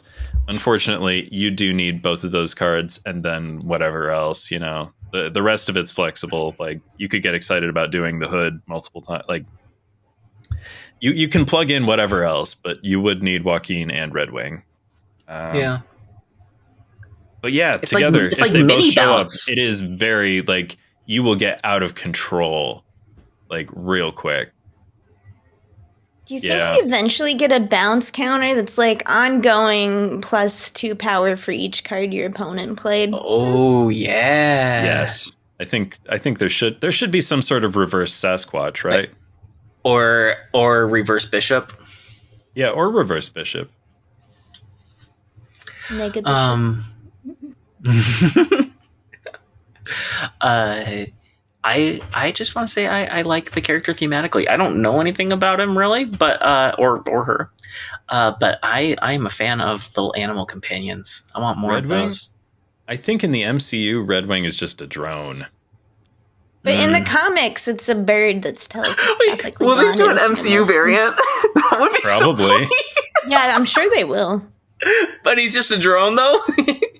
I'm like 90% sure that. No, I like, think Red you're Wing right is a because I drone. thought it was more. I think and That I would get it, tickle but we want me. the bird. Oh no, you're right. Yep. It's the little thing that like goes on his back, right? Yeah. That would be such a funny. I don't know. That would tickle me endlessly as an MCU variant. just a robot. Okay. We have lots The of other- all the animals have robot versions. Do they? Okay, but it's not even a robotic bird. It's just like I don't know. Okay, yeah. It's a drone, as we said. Okay, so there we go. February season. It looks fun. Certainly more fun than Rivals season. Definitely. Yep. Yeah. If that's where we're setting the bar, it has cleared it. Woo. Okay. The other thing that came was progress on character mastery. This is not something that was officially announced, just something that's in the patch notes in the data mines. That's the word I'm looking for. Currently, mastery is like it's a per level or per character. You can get them all the way up to level 30, and you start at level 1. And based on the roadmap, we know you unlock like new flares and finishes, and probably some other stuff too. When character mastery was first announced, they said that you would get reaction sets, and I really, really hope that you still do get reaction sets in the upcoming version of Mastery, because I really want a Captain Marvel or Valkyrie reaction set. Anyway, they have experience levels. Basically, you get 15 experience for every infinity split you do on a character. And then rare variants are worth 25, so like not even 2 splits. Super rares are 75, which is 5 splits. Spotlight variants are 125. I don't even know off the top of my head how many that is. 8 1/3 split equivalent, and ultimate variants are worth 250, which is 16 and 2/3 splits. I'm surprised actually at how high splits are compared to the other things. I think pursuing 5 splits instead of buying a super rare variant. I like this. I have to say, this seems encouraging to me. I obviously don't give as many shits about this feature as you do, Lauren, but I want it to be good and to feel good for players, especially the kind of players that it's intended for. And I feel better about it personally that they reward splits, because I do like to split deep on my characters that I'm working on, or at least I used to when I had to worry about getting nice combinations of flares and ink or whatever. But I'm starting to think that they're actually going to do it. I know that we'd seen an image before, but I thought it might have been a mock-up, honestly. That's what I thought too. Not super convinced that this was going to truly materialize. But I think this looks like they've actually started finalizing some thoughts and putting things into place to make it actually happen. I don't know. I really thought they were kind of blowing smoke for a minute. And I mean, when did they announce this feature the first time? How long ago was that? 1.5 years ago? It was 1 year ago. Okay. So yeah, maybe they're going to do it. But then they canned it because of technical issues, and they brought it back because of player demand. So I will say, yeah, hopefully it isn't disappointing, because people really wanted it, myself included. And it's right there in the name, right? Character mastery. You want it to represent a character that you have invested in. Ree? I mean, we'll have to see it in game ranks. I'm not seeing how the reward track lines up and all the things, but I agree. This looks promising from the outset. It looks friendly. It looks okay, so the point is, right, you should be you pick one or a couple of characters you really like, and that's the point, so you can get something at the end that shows how much you really love that character. And so the way they've set it up, where it's not like a whale thing as much, because you get less, right, from spending gold to get variants to get the character. It's something, it's well, you really love this character, where you're splitting it deep. Everyone gets credits for, you know what I mean? That's... It's a progression that's friendly to season pass and free to play players, right? It will feel rewarding to them, and that's what you want. You want to see it not where who spent all the money. I mean, and certainly Wells would do it, because they're already going to have all these variants and stuff. But it's when you see one, you can be that person really loves that character because they have this super special variant from character mastery or whatever, and that's the point, right? So we see how much Lauren is a Valk lover, or someone gets that on Hercules, because they just love Hercules. So it's hopeful, right? You need something, some good news. Yeah, as is with my 43 Valks, that would be 51 if I split the 8 that are just sitting waiting for mastery. I'll be at level 26 with Valk, right from the get-go. And that's a character who I more or less, I think basically I've invested in her as just a season pass buy her. I didn't buy things to split her extra times. I just put in the reps, and almost all of those were before the bonus booster shop had free boosters. So I earned a lot of Valk boosters, probably more than any other character in the game. And maybe it's expandable, right? They could always raise the level cap in the future and add more prizes or whatever. But yeah, I'm anyway optimistic. I think it looks good. I hope it comes soon. We need good news about Snap. Yes. Okay, next up, OTA. Today, December 12th, Thursday.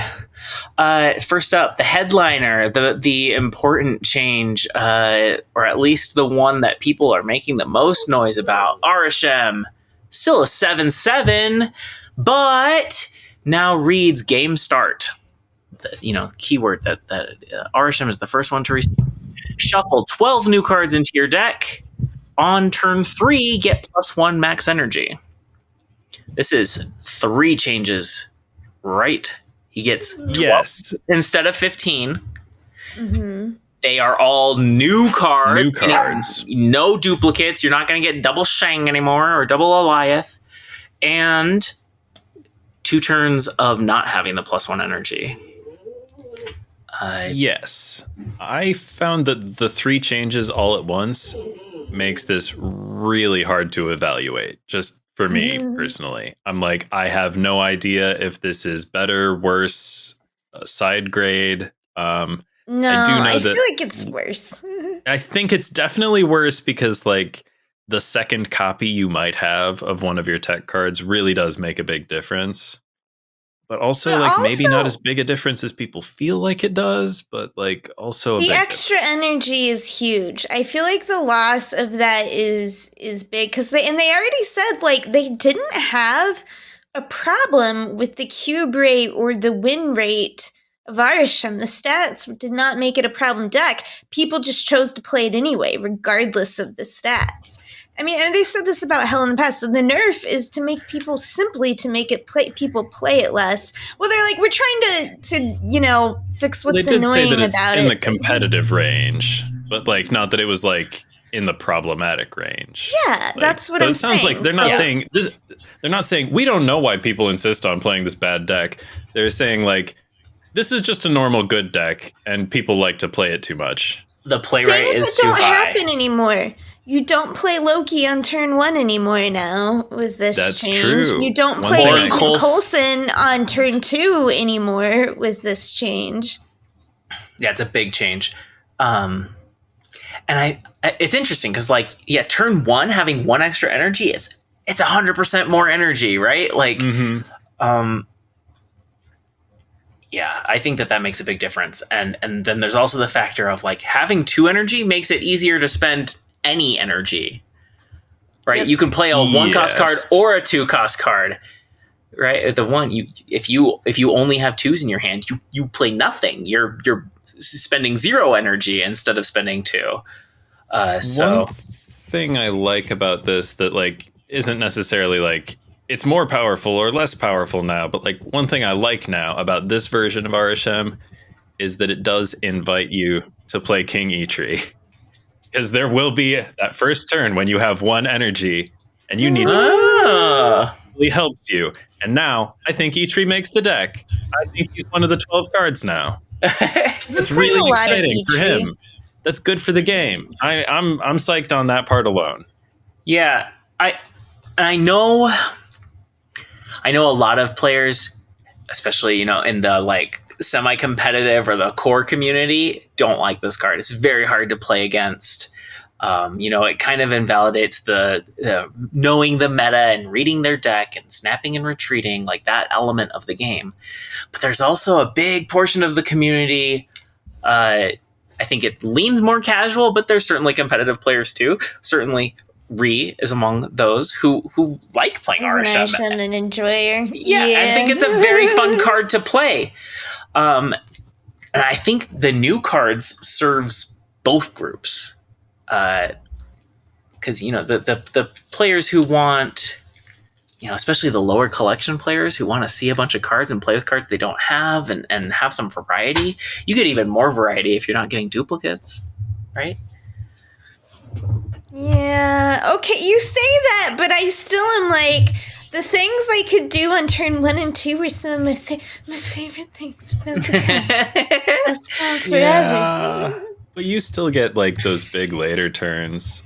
Don't tell me how I have fun, Ben! My Cassandra Nova is I'm just saying, I'm now. still worried about playing against I'm as worried as I ever was about playing against Arishem, which is to say, not all that worried, honestly. No, this is amazing. As someone who has probably played the most Arishem of all of us, this is a sad day for Arishem enjoys. He still seems very playable to me. Yeah, well, as a person who exclusively plays against Arishem, I'm like, well, the witch isn't dead by any means, As a gamer, I can only react hyperbolically. Hyperbolically? What did I say? You dropped a syllable, but I knew what you meant. And in fact, I'm the monster for correcting you. It's true. So, yes, what you said was the thing Pedantic. that in my head was. Okay. Words. Typhoid Mary, her ongoing ability changes so that the other cards at the location have -2 power. This is a huge nerf, but apparently Surtur has still been the best deck in the game. And Yeah. I agree with their text notes that I was surprised that their notes said Surtur is still the best deck in the game. I was also surprised by that. It made me wonder when they were written. What was that? Oh yeah. Oh, like okay. It made me wonder when they were written. Like, were these notes written yesterday, or were these notes written a week ago? It's true, but Glenn said in a team answer that the data that informed this OTA is as recent as December 6th, which is their normal process. It's 1 week old. But anyway, it also said that this is like one of the only places they could hit 10s, or like it's very hard to edit this to nerf the Surtur deck because so many of the 10s are balanced. I don't know, based on their power, right? And so you have to nerf them in a way that doesn't make them below 10, or else they're not Surtur cards anymore. The way Surtur feels, I'm not angry to at me this change by any means. It's like it feels to me like Shuri Sauron. You know what I mean? It's this kind of like, here's how you play it. Yes, and it's like, but this time, like, Cosmo is, helping. Cosmo was in Shuri too. That's true, but not in the same. Especially when she can hit a different lane. Yeah. Now it's not really a counter. You know what I mean? With the kind of stuff you're doing, and it's just that it's beaten. I've been. I mean, I'm not saying I've never beaten a Surtur, but I've been beaten by them enough, frustratingly enough, to be. It's like, no, it's a good deck. Yeah. Anyway. Just saying. Also, I like. I don't think Typhoid Mary should suffer for its sins. I mean, it's sad that like they had to hit Typhoid Mary, but also Typhoid Mary had lost like so much of her mechanical identity when like they took it down to 1 lane, and it's just like -1/-1. Like it doesn't feel like she's doing any of her Typhoid Mary stuff lately. It was so small. Yeah. Did you need to even Enchantress or Luke Cage or Zero? Like, or so I like that it feels more significant, this ability that she has, like even though it is like worse, it's more distinct, unique, it's like she got personality that she was lacking. No, 100%, because now it's like you could debris and then you can Annihilus those like -2 rounds. That's that shit we do like. Yeah. Okay. All right. You're right. I'm into it. If it's too big of a hit, they can make her a 4/11, right? Like it'll be, and then she's still, and then it's just a straight buff in like in a Sauron deck. Not that there's a ton of those. Alioth is dropped from 10 to 9. I think this is a very good change. I don't think Alioth was a Surtur card, which the notes seem to refer to, but I mean, a little bit on the edge, sometimes. Yeah, I mean, he's technically. But yeah, Alioth's strength is not a star card, but it's always been his ability. And when they took him up to 10, it was like, I know his ability where he's eating text instead of eating whole cards is a lot less impactful, but still, he went from like 2 power to 10. That's a gigantic change. You can't Shang an Alioth anyway, so I'm glad it's a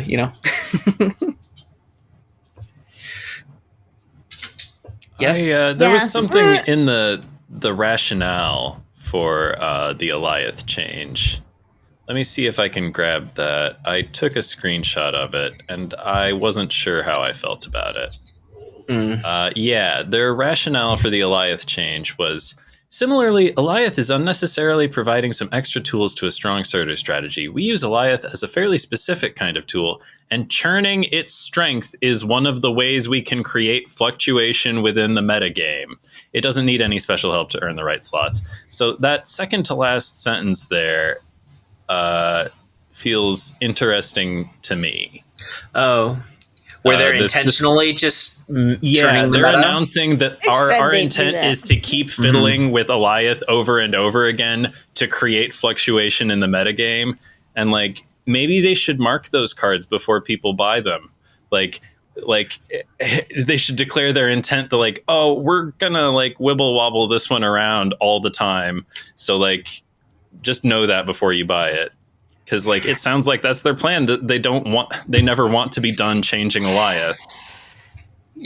And I don't agree with that philosophy. They've been pretty transparent about part of the purpose of OTAs being balanced, but part of it being just to keep the meta interesting and fresh. Yeah, but they've declared now that this card, we're always going to be messing with it. Yeah. It is never going to find its right spot because we're always going to like, and you won't know, like you'll buy it right before they decide it's supposed to be bad for a little while, or maybe you'll skip it in a cache and then they'll decide that it's supposed to be good now for whatever. Like, it's the tools they use to encourage people to play a card or not as well. And it's like, I don't know that Eliath being, 10 versus 9 really like changes how much I'm going to play Eliath in a deck, I don't know. Perhaps not. I think it will for some people because like a lot of people just take their cues from the OTA. Like, did the number go up or down? Yes. Like, I'm allowed to play this card or not allowed to play this card. Not to make the card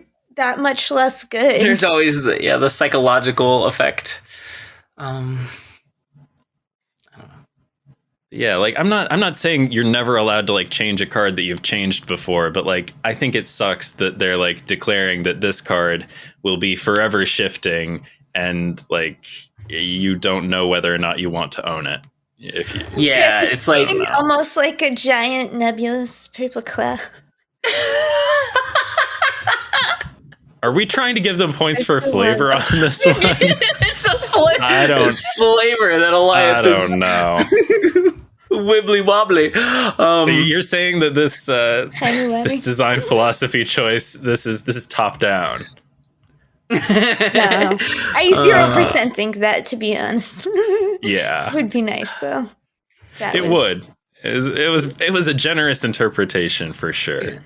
I can see. I just thought I would call attention to that because I can see why that's something that's. I can see why that's something that's bothering you. I mean, I think in some ways every card is that way, right? They're gonna move them back and forth. But they declared that like this one is special and they're gonna do it again. Yeah, this one is this is one of the ones they changed proactively instead of reactively. Maybe I don't know. Okay, Enchantress returns to her previously briefly held 4/6 stat line. She gets an extra power. I think 4/6 is the right stat line for Enchantress. Completely inoffensive. I was already playing her. Sabu friend. Is she still a Pokemon? Does she still say her name? 100%. Why would they change that? Her name is Amora. Her famous catchphrase, Enchantress. It's really fun to hear her say that when Snap's in other languages too. That's a line I encourage you to check out. I think the Spanish one is the one that I've heard recently. That's like, oh, that's a. I like I don't know what it is, but go ahead. She's a great tech card to throw into Zabu decks and stuff. So I'm hype.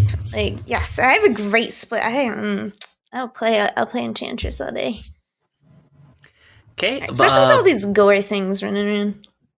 Yeah. Oh, there's plenty of reason to run her, and 4/6 just makes her like it's only 1 point of power, but it makes her so much more playable when you're just playing her for stats. Okay, Black Widow 3/4 to 3/3 after getting changed to activate. I mean, I was still seeing Black Widow. It's a good effect. I'm happy to see less of her, to be honest. I stopped playing her when she went to activate. Yeah, I completely believe the thing they said in their rationale about how like we think maybe people were getting lost in the Grandmaster sauce. Like I get so lost. It's just fun. Yeah, I think we've all. I've personally been guilty of that. Sometimes I notice that maybe Grandmaster is not the most productive member of the team and is maybe not always making the deck better. But he is so fun. And when you win a game because of Grandmaster, you do remember it. and I feel like that may Grandmaster- mean that he's stuck around longer in some decks than he should have, and I Yeah. don't know. No, not that he should have. No, Grandmaster is the story you want to tell your friends. It's like, okay, and then I Grandmastered it. And then went to center where there was a bong, and then went off twice more. And then it was camera time. It's like Grandmaster. Perfect Yes. wingman. Okay. You could only play him in the wings. Black Widow. I mean, first of all, they pointed to it's just that Darkhawk is perennially good, and that was that's always really where good. her strength is. I'm wondering after this change if they just need to rework Black Widow. Yep. Is she just such an unfun card? They're gonna nerf her anytime. Yeah, she's the effect really is unfun. Just I at its agree. core, Mm-hmm. It's, probably not something you want in the game. Yeah. Which White Widow had problems too, but I don't think White Widow is as obnoxious. No, If you could tune the numbers, the locking their hand is just who thought that was a fun one? Honestly, locking a draw is way more powerful than stealing one board spot. and it She just should means do, that you don't get to see Zap. your deck do its thing. Random That's cards. not fun. The card is it's counterintuitive to the part of the game that's actually enjoyable. Even when you're the one doing it, it's not fun in the same way other mean. As I hit my watch on the desk. It's not fun in the same way, right? There are mean decks that are fun. I mean, it's fun to do a counter, right? But Black Widow is countering some card that you and your opponent will never see, or that your opponent will see a turn later or whatever. The point is, there's a card they're not going to draw, so you don't get the joy of seeing a thing get countered. It's, I don't know. It's powerful. I do but kind of like everything seeing happens them off screen. I do kind of like seeing them play the Widow's Bite. That part is maybe a little bit fun, but yeah, seeing them not draw, that's, I don't know. The fun part Less is my game Darkhawks bigger. I don't know. I think at this point, after this change, if activate 3/3 or activate 3/4 is worthy of nerfing, then I want to see her reworked thoroughly, not just switch to an activate. Okay, Frigga, the opposite change, 3/3 to 3/4. They noted it was a conservative stat line in the first place. I think that's proven pretty much true. Still don't know if she's great, but certainly a little more playable. Her all week. Okay, I already spoiled it. I sent you guys my hammers. This is the main deck I've been noodling with this week. For Secret Homework? Okay, I mean, Is it for Secret Homework or is it just for fun? No. Okay. No, now I'm just feeling guilty because I probably should have worked on Secret Homework harder. But this No. Let's set the bar real low for Secret Homework this week. Okay. So I made this Hammers deck, and initially, Frigga is the real key in it. Initially, I had Jane in it. I took her out. So, so this deck, it's honestly, Beta Ray Bill was out of it for a minute as well. But It was just just a Thor deck? Well, it's a Frigga deck, to be honest with you. Okay, all right. So we have Frigga, right? For Frigga targets, Hydra Bob, because, right, that's just 5. That's just a 1/5 power. And if you have hammers around and stuff, you're you're kind of filling up your board. Your Hydra Bob isn't as big a worry of flying around as Martyr is. Although opponents, if they are very smart, will sometimes use it against you. But Sage, right? Sage is an amazing Frigga target, as we know. Thor, obviously. Beta Ray Bill. Iron Lad. Oh my, I have Iron Ladded so many Sages that I then Frigga'd, and it's just glorious, giant iron lads. That's like a on big top boy. of Wongs, they're getting hit by Odins. So fun. Grandmaster's in here. Okay, so here's why Jane isn't in. Only King Eitri is in. Zabu. I got all these forecasters. Like Wong is here. Obviously, Wong is here. It's a hammers deck. Shang is in because like Shang plus some hammers just win so many games, right? It's just like, all right, Shang, you here, we win. Huh? Are you ever playing Frigga on Wong? Surely not. Honestly, I'm just curious. No. Okay, How like would you- I have two more not hammers. generally. You're not playing Magic, are you? No. And how would you? No. So you'd play Wong, and then you'd play Frigga, and then you'd play Wong on 6, and I guess a hammer. Is that what you were Sometimes Wong suggesting? is 3 cost because of Zabu. Oh, But true. Okay. I'm not. No, on turn. So Yeah, then what are you Frigga thinking? on 4, Wong on 5. So drop hammer and Frigga on Wong. Now you have 2 hammers in your hand and 1 on the board. I don't know. I was just I've wondering. grandmastered Frigga though. I see what you I've mean. grandmastered Okay. Frigga for some like delicious stuff. I thought we were okay, cloning that's kinda Wong, something. but okay. No. More sense. Not Frigga-ing to get Wong. I was Frigga-ing like, on you need 7 turns for that. Yes. No. Yeah, okay. Yes. No. Sorry. I misunderstood you. I thought you also like Ben. I thought you were saying getting 2 Wongs. No, yes, that's I've too much done work. Frigga I agree. on Wong to get to get a bunch of Bobs, a bunch of cheap little Bobs. You know what's great to play on turn 6? Shang, Bob. Bob doesn't generally move on turn 6 unless you plan for it. So like I said, Grandmaster. So I only have King Eitri in. I don't have Jane because a lot of times I'm frigging a Thor, or you know what I mean. I'm grandmastering Thor. I'm throwing more hammers into just the deck, and sometimes because I'm putting 2 out, it's like I don't necessarily need all the hammers to win. Sometimes you're just saging. You're just straight. You know, sage is the plan. So you weren't like all in with Jane and stuff. My greatest temptation, because there's Odin. I don't know that I mentioned Odin in his deck. And if you were wondering if I have been sorely tempted to take out Iron for Absorbing Man, I want, yes. I should have already, but it's like, look at that Odin variant. I just kind of want to play some Odin with some hammers. But I do think that Abs man hitting like for 3 with a Zabu, look, with all the sagery and grandmastery. I know I should have already tried that. But this has been so much. It's a Frigga deck more than It looks a really hammers fun. deck. And I have been, and this deck, and then, so there's the Frigga buff, and also they buffed Beta Ray Bill with this. So I saw that, and I was like, yes, please. Thank Like, I you was for already noticing playing the those. hammers. It is, of course, called Hammer Bros, as mentioned in previous podcasts. This was my dream. And for last season. And I achieved it. Late. Better late than never. That's okay.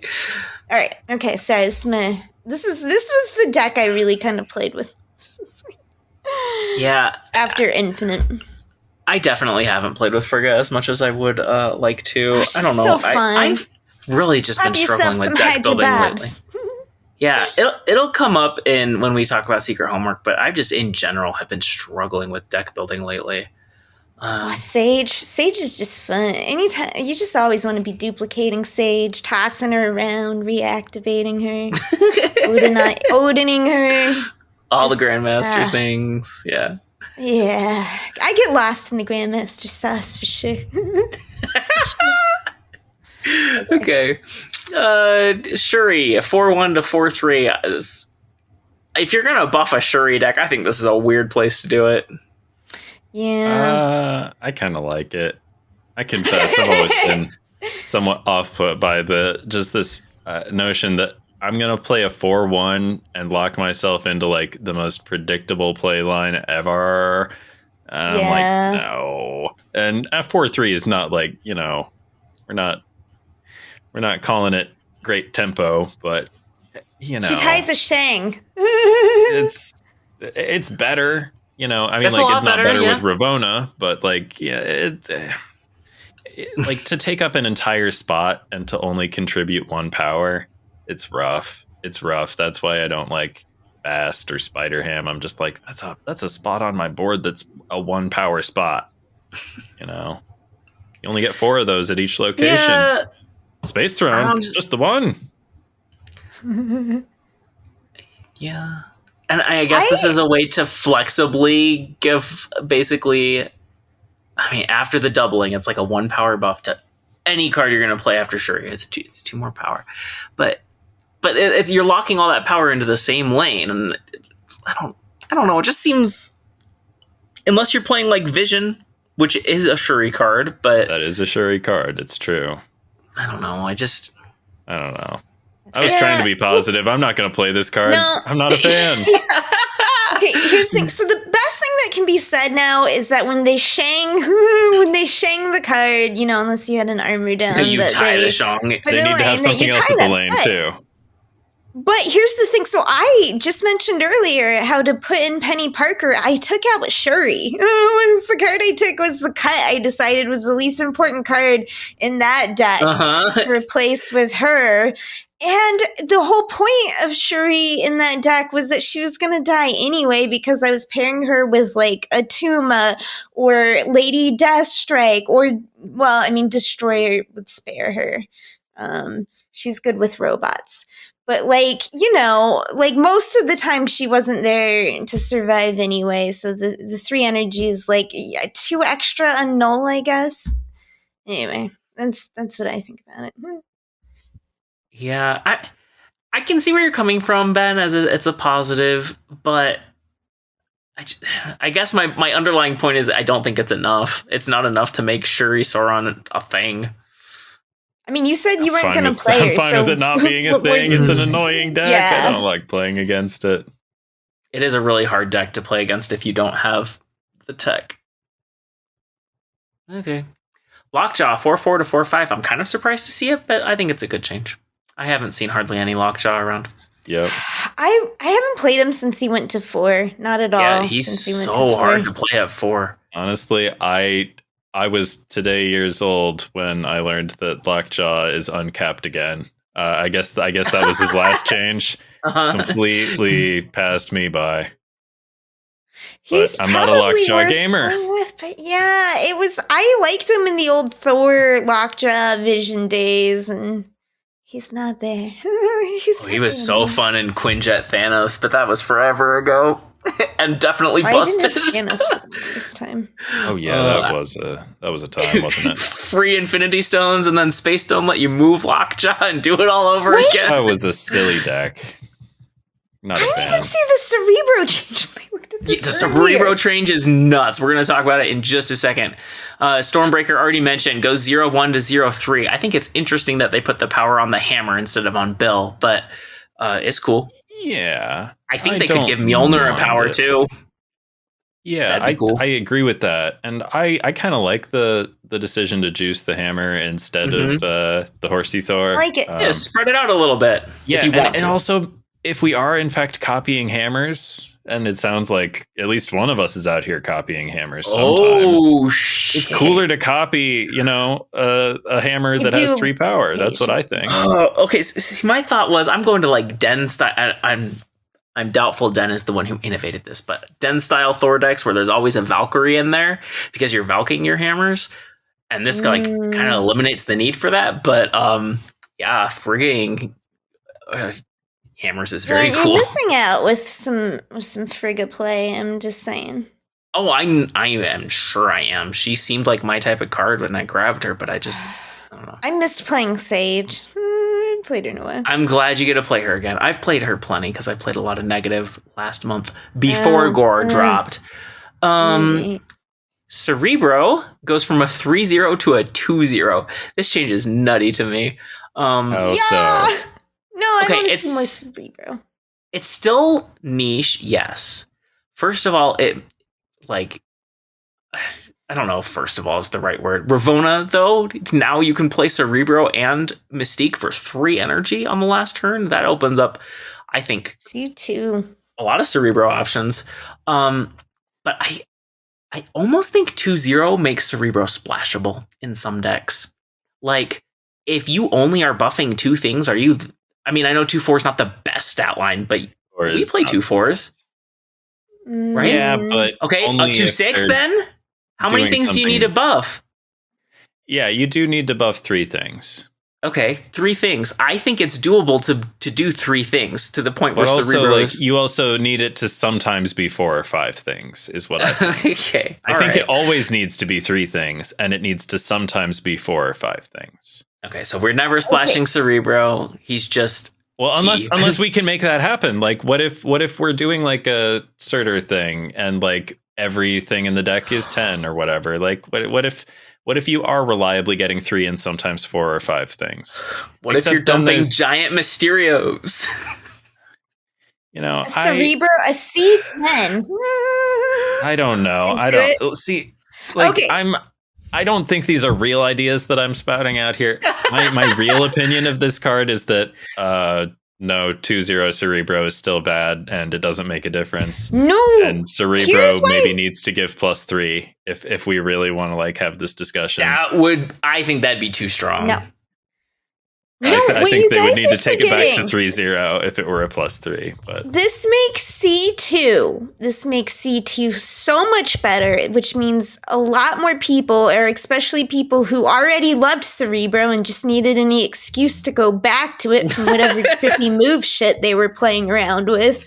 Thursday. Like, they're gonna start playing again. Yes, like our good friend Thursday, calling you out, Thursday, no, you Cere-Bro lover, you.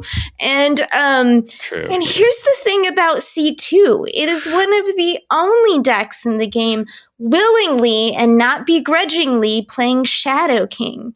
And what's gonna fuck with what I'm doing now more than no, I don't want to see all this Shadow King everywhere because everyone's playing C2, messing up my stages, ruining my good time. Everyone will be playing C2. I can just picture it now.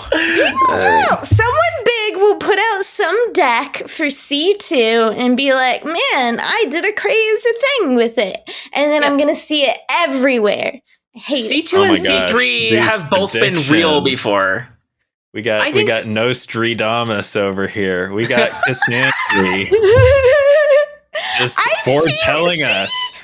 C2 and C3 have run rampant before, and part of that is because Shang and Shadow King are just good techs that we don't always play because sometimes it's not the most fun. And that makes it fun for them. Don't make Shadow King fun for people. Shadow King is already great tech that's put in all kinds of decks. So good and so unfun that like I don't think the Cere-Bro change is going to have any impact on his play rate whatsoever. Oh my gosh. I don't know. We'll see. I'll be happy. The people who have it in them to play Shadow King are already playing Shadow King, and the people who don't have it in them to play Shadow King are not playing Shadow King, and both camps are going to keep doing exactly what they're doing right now. I mean, or what they have been doing until now. But yeah. I still don't. So you got a foot in both worlds. So I bet you'll keep on sometimes playing Shadow King. I mostly play when he's a surprise because no one's playing him. I wish Luke Cage still worked against him. I know, right? I liked playing them together. You're left alone in the wilderness to the mercies of a Shadow King. You can play Cosmo. I'm being dramatic. Okay, I think the Cere-Bro change is very interesting. It makes the card itself a lot more playable. Okay, maybe you can't splash a Cere-Bro, but that's just because you can play Valk in C3. Maybe you can splash a Cere-Bro in a Moonstone deck. Maybe that's where you splash Cere-Bro. Oh shit! Wait, what's over here believing in Moonstone? And it's making the world make sense. It's all coming together. Cere-Bro Mystique Moonstone is a lot of power. But then you have to play a C6 because of Moonstone. Okay, now I kind of want to play Cere-Bro Moonstone. That's too ridiculous. But like, I'm just gonna Enchantress that stuff. You know I am. If you're not playing like Cosmo, I'm playing Cosmo. Don't you worry. Enchantress. But then I can't hit Mystique. Sadness. Okay. The last change of the OTA, Elsa Bloodstone gets a point of power. She goes to 3/4 +2. It's a sweet gesture, makes 0 difference. Yeah. Cards on no. it's not enough. No, she needed it, and she deserved it, and I still try and play her, so, like, I'm really glad she's getting it, but yeah, it's not, like, come on, make her a 3-5, like, she's up here against Nocturne at 3-4, you know, like, look, like, at least, you know, Lady Sif's out there at 3-5, come on now. Make it a 3-2 plus 3. Yep. That her effect is so unwieldy, especially since it's just I like her though. Well, yeah, I like the card. I like the ability. I conceptually, like her too, but like Galacta's around. Yeah, you know, we can do a little better than a 3-4 who can maybe once or twice a game like hand out a +2 to something. Remember when she was the Scourge? Remember when every deck was an Elsa deck? Of course I do. She was awesome. I don't think people even hated it. We were all just having fun Elsing. I mean, I'm sure some people hated it. It's like how no one's been mad at Jeff ever. He's loving now in today's world. All right. That's the OTA, a very big one. What is it? 12, 11 changes? Because we're not having any more balance changes until January. Pending an emergency. Yeah, I'm not surprised they didn't, but I kind of thought they might do a weak one, like make her 4-4. Yeah. Yeah. Anyway, it'll happen soon, maybe. Moving on to our side quests. Our secret homework is from Rie, right? Yeah. Introduce us. I'm so enthusiastic about my own homework. I tried so hard. I know. I thought it would be fun. I thought I did it free, and I think my mistake was, first of all, like the beginning of the podcast, I realized I should have picked Surfer Angel as the one to do, because there's Galacta now, and Surfer's great, and that would have just been a good time regardless. Why didn't I do that? But I picked Moonlight and Madness, which is a Sauron Moon Knight deck, and with Black Bolt and Stature. So I did actually just update it. I took out some cards. I put in Swarm and Fenris Roof and Zabu and Silver Samurai. It looks like I removed Black Bolt. Anyway, and it was fine. It was winning okay, but it just wasn't fun. It's what's the point then, you know? It's if it's not going to be a great deck, it's going to be a mid deck. So then I'm okay, then I pivoted and I'm okay, but what if I take the Ebony Maw from it and some fun, and I tried to make a deck called Elias Me Daddy, where you just have Invisible Woman and put a bunch of bait behind it. Because it's if you don't get, you know what I mean? Wouldn't it be hilarious? Okay. I'm very tickled by it, yes. It kept shifting as I was making it, and eventually ended up as a Zabu 1s and 4s decks with Zero and Titanian Martyr, and but you're Gwen pulling them, and then there's a Black Swan, and okay, so there's something there, but what I had wasn't it. It was doing so bad. I needed to start making changes, but I'm okay, this isn't it. So where I ended was I was okay, where it all ends and begins, where the full circle of the podcast comes back around to Emperor Hulk. No. Why? Because Valentina. I decided they're friends with Devil Dino. So I all right. Honestly, but also, Valentina, right? So maybe a Luke Cage, and then an Anti-Venom, because that's not terrible with the Devil Dino. And then I'm great. What if we have old style Collector there, Mirage, Zabu for the 4-drops, Snowguard, because people still fucking forget that you played a snow guard and you have bears and hawks in your hand. It's like, I seem so that's why I was against it. I'm like, it's so telegraphed. And every time, now they forget when you turn off the limbo or when you trigger Central Park again at the right time. Anyway, Quinjet, Nick Fury, Devil Dino is just a good holder for like when I'm getting random cards and you get the bad ones, you know? And then sometimes Hulkling just wins you a game because sometimes he's dead and sometimes he's like magic. I don't even know if I said Moon Girl. It is a Moon Girl Devil Dino deck. And this is where I found the fun in Secret Homework, finally and belatedly. So I had kind of been playing, when I got frustrated with Secret Homework, I went and played with my hammers. And, but Valentina is where I finally like ended just like, you know, just sliding in, and I've been having a lot of fun with it. That was me. That was how my Secret Home. I am sorry. It sounds like it might have been rough for some of you. It sounds like you were somewhat successful, though. You ended up with a deck that's fun. That was the point. Yes, I did. I did successfully end. Yeah, it was ultimately a triumph. That's great. And getting to play Valentina, which was one of my goals. I've been wanting to play some Valentina. All right. It's on to Ben.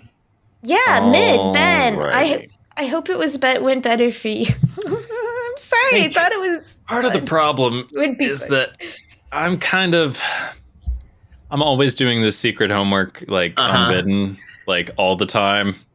Yep. Like I'm always churning out Apocalypse discard, Heimdall move, and all my silly kinds of surfer, my move surfers, my discard surfers, my plane surfers, my Grandmaster surfers.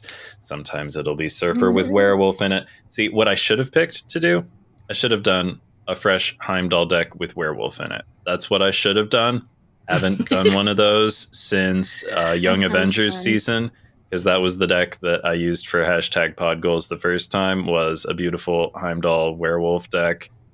It was very good and very cool, and it does need an update because it had White Widow in it. So that's what I should have updated. I only thought of that after I had already done something and proclaimed it good enough. So what I did do, I was like, well, I guess I'd make another Heimdall deck, even though I already have a Heimdall deck right now that I like playing, like that I've been playing for weeks, and it's like still good. But here is a deck that I guess I'm calling Heim and Peni Schment. I don't know about the name. I'm very wary of putting Penny's name anywhere near an S. It's just, it's just trouble. Anyway, the deck is Agony, Ghost Spider, Human Torch, Iron Fist, Dagger, Craven, the Hunter, in theaters now, maybe? Shrug? Oh, yeah. Who knows? Who cares? Penny Parker, Voltour, Hope Summers, Galacta, Heimdall, and Magneto. All right, so the idea with this deck was to, see how Penny was feeling in a Heimdall move thing, but also I wanted to try playing Agony because I still hadn't played Agony after getting Agony in High Voltage, whenever that was. So my review of Agony, this is sort of a side thing. Not a huge fan of this card. I'm sorry, Ree. I think this one's a little bit of a stinker. The only time it felt good was when I was going Agony into Penny Parker into Galacta. That's when Agony felt pretty good. And that could have been accomplished with a single Psylocke, a card that I had some uncharitable things to say about last week. And I've already recanted those statements. But I mean, I made them and I knew what I meant. I knew why I said those things. I know what I was trying to say, even if I said it wrong. But yeah, I'm just not loving Agony, not eager to play it again in the next thing. But yeah, this deck did okay. It's done okay. I went through like the 80s with this deck. It was fine. It does Heimdall-y stuff. I am playing Human Torch here, a card that I don't play a ton of, but it seemed appropriate given what all was being done. A lot of the I've got the dual ramp elements of Penny Parker and Hope Summers going on here, and the idea is that if you should happen to draw both of the 6 drops, you will play both of the 6 drops. So we're doing like probably Magneto first and then Heimdall, but hey, sometimes you do Heimdall first and then they are not expecting a Magneto. They're never expecting Magneto after a Heimdall if you played Heimdall on 5. They just don't know. And likewise, when you play Magneto on 5, they're probably like, oh, they got their 6 drop out early or something, or they're probably going to play an Alioth because everybody's playing Alioth. Ben's probably playing Alioth. Ben's never playing Alioth. That's what you don't know. Except now you do because I've told you. But yeah, we all know. Yeah, it's worked fine. It's got Galacta in it, and Galacta does her thing. I did. There was that example that I listed earlier of how like Penny Parker, her life cycle is very long, and I was very often frustrated that it was getting in the way of playing Galacta on 4 if I was able to. I was always happy if Penny Parker allowed me to play Galacta on 3, but like there were times when I'm like, well, do I play my Penny Parker now on 4 so that I can actually get the spider move out of it? Or should I just play Galacta because Galacta's Galacta? And usually it was correct to play Galacta because Galacta is Galacta. But yeah, it's a deck. It isn't, you know how like sometimes I'm like, yes, this deck solid, it works. There's this phrase I use that like it's in agreement with itself. This one is not in agreement with itself. Don't play this deck. It's not stinky poo poo, but like it's not great. So you could play it if you want. I think I will. I will probably make the deck available in the show notes or whatever, but it's not square worthy. That's for dang sure. It's got a great name. Let's be real. I have a few pet decks that I could have revived, but I felt like I had to try Valk Lockdown. I just pulled up my album of Valk Lockdown decks that I have saved, and the last one is from April. So my beloved archetype is and to be clear, I have the latest one is version 18, and I only versioned it up when there was one that I liked. So I have made this deck and iterated on it over and over again, and then it's dead. And I think part of it is because it's just a bag of tricks, and the game is overall too power crept now to win with only a bag of tricks. You need some power. I just don't have that anymore. This was a very bad time to try Valk Lockdown again. Partially because Captain Marvel's everywhere. So she's either going into my Professor X lane or rescuing the Valkyrie lane. I tried having my own Captain Marvel. It wasn't enough. I tried playing Storm because all my old ones have Storm. Well, most of my old ones have Storm and Professor X both. Storm's just too hard to play up 4. Like, I know she's technically playable, but when I'm trying to do sneaky things and I don't have tons of power, it's just not doable. You can't sneak a Storm anymore. No. Or Storm. Right. And you could do something like Storm Jug and still win that way, but that's really expensive to do on turn 4 and 5 instead of on turn 3 and 4. Mm-hmm. So it's just, I banged my head against the wall. I was iterating on it constantly, and it's just nothing. Not the metaphor. Yeah, I tried Galacta, and there's some good things with that, but Galacta into Valk is really weird. You have to have a way to throw the power to something else first and then play Valk, because Valk's just going to reset herself. I was like, oh, maybe I could do Luke Cage, but it's like, it's so many, it starts becoming too big of a combo. I will say one thing I really liked that I was playing with, for a while I had both Yellow Jacket and Wasp in the deck. So of course I did try Pixie things, and it's still just, I didn't have enough power anywhere. If my high end is Valk and Professor X, it's just not enough. Valk doesn't lock down lanes anymore. Yeah. Yeah. But I did really like having 0 cost with Galacta, because you get 3 more power on the turn you play Galacta, and that's cool. Mm-hmm. That's the one, like, don't know if discovery is the right word, but that was the one thing that like I got out of this. Like, oh, a 0 cost in a Galactic deck is kind of fun. Yes, it is. Yeah. Yeah, I went to look because I'm like, I have used Falcon one deck since then. It was a Valk Cersei deck that, you know, it was a Valkyrie Annihilus Cersei deck. Like it was the way you were dealing with things. We were using 2 of our 5s to win the game, you know, to deal with Sentry's Void and you know, things like that. But that was in June. So despite being a self-proclaimed Valk lover, and I certainly do try to cook with her every now and then, I haven't made a Valk deck I love since June, and that sucks. Yeah, it does. It's kind of why I'm stuck on deck building. I don't have to play Valk. There are other cards I like, but I don't know. I like doing tricky things and not power things, and you really need power nowadays, and I need to relearn deck building. There's no putting the toothpaste back in the tube, but like, it's kind of a bummer how much power creep has happened and how many things that used to be viable really aren't at this point. And that's a real bummer. And like, they can't take it back to where it was. And I just sort of wish they'd had more of an eye towards sustainability. And yeah, I wish they hadn't,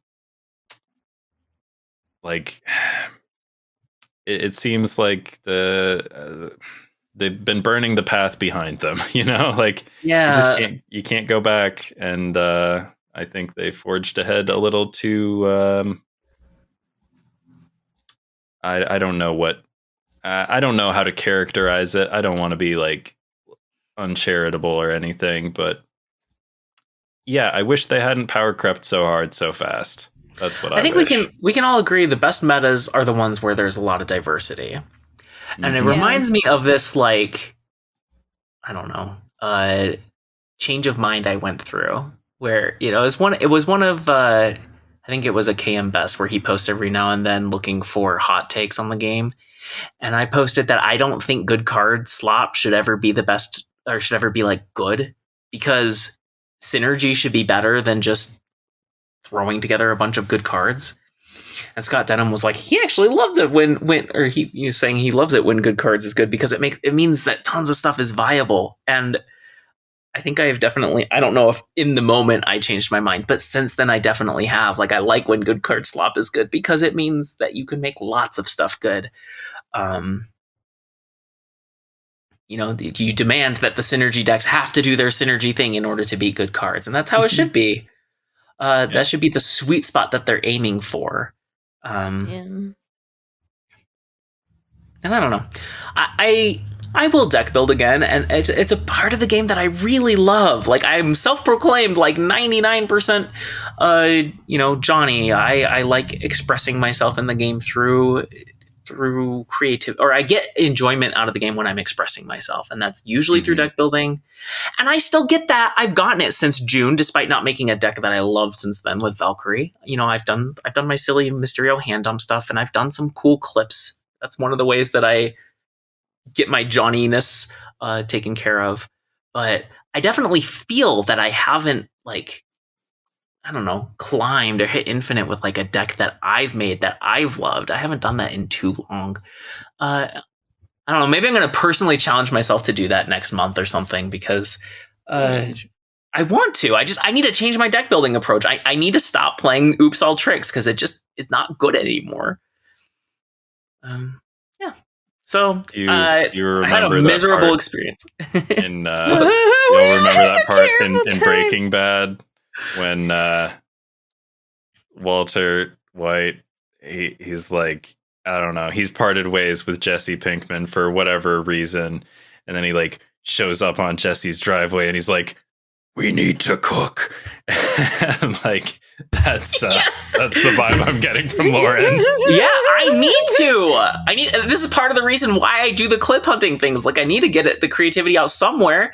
But lately, I'm only having success with other people's decks, and that's fine. I like playing other people's decks, especially creative ones. You know, your safeties and your Ikas and stuff. But maybe you need to pull out some different cards. You know what I mean? Force yourself to play with some new cards. Maybe. Yeah. Maybe it's my big cards era. Who knows? Yeah. It doesn't have to be, Lauren. You don't have to go that far. I want to see it. Sometimes don't change the fundamental core of your being. I'll do it as soon as I get Emperor Hulkling. Okay. Emperor Hulkling forever. I had fun. I had fun with the stick. I'm assigning next week's homework. I had several ideas, and we also have at least one good one in the queue from listeners. Please submit more. But the one that I want to do this week is like kind of a card design one. But what I want you to do is pick a card. You get to choose an existing card and rework it to be more thematically accurate. Ooh. So, like, if we were to swap Wong and Doctor Strange like everybody wants, kind of thing. Yeah, I saw one the other day where somebody said Jeff and Kitty, and I was like, okay, actually, that one sounds that makes a lot of sense to switch this. Yeah. To. That was in Team Answers. Anyway, no, pick a card that. There are cards in the game. Echo is one example that comes to mind, where there are abilities that are really important to or there are abilities that they need to make in the game, and they can kind of come up with a way to explain how that character represents that ability. But they clearly aren't designs that were meant to be highly thematic. And so that's the goal, is to find a card that is not especially thematically accurate and rework it so it is. Got it. Okay. I still have my miserable secret homework notes up. Show notes. If you liked what you heard today, do all the social media things. I'm not even going to talk about them. Follow, etc. I'm not going to say anymore. Join us on Discord to chat with us and play along with the secret homework or give us suggestions, whatever. But I always love seeing the comments where people have done the secret homework themselves and have contributed their ideas. You can send us questions and suggestions by email, SnapOnThisPod@gmail.com.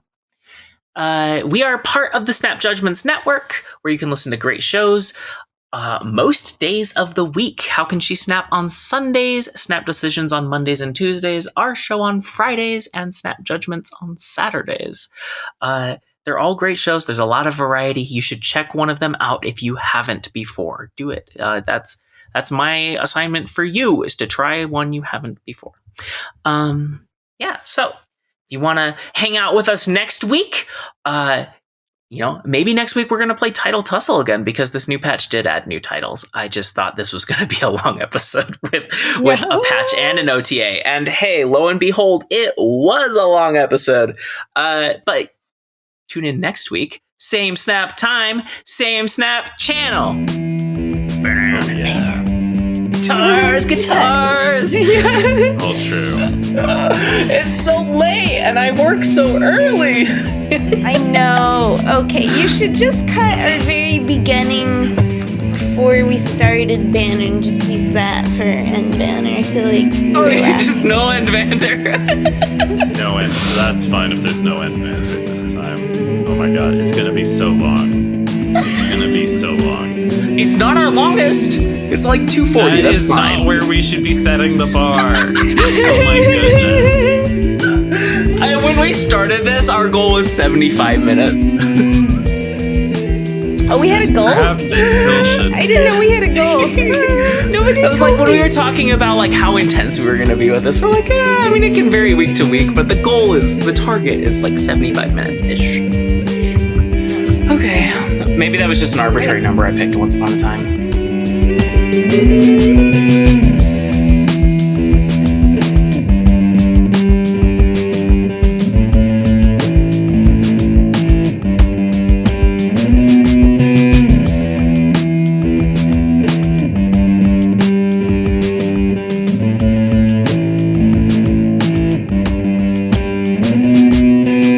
I haven't even thought about how I'm starting this bad boy.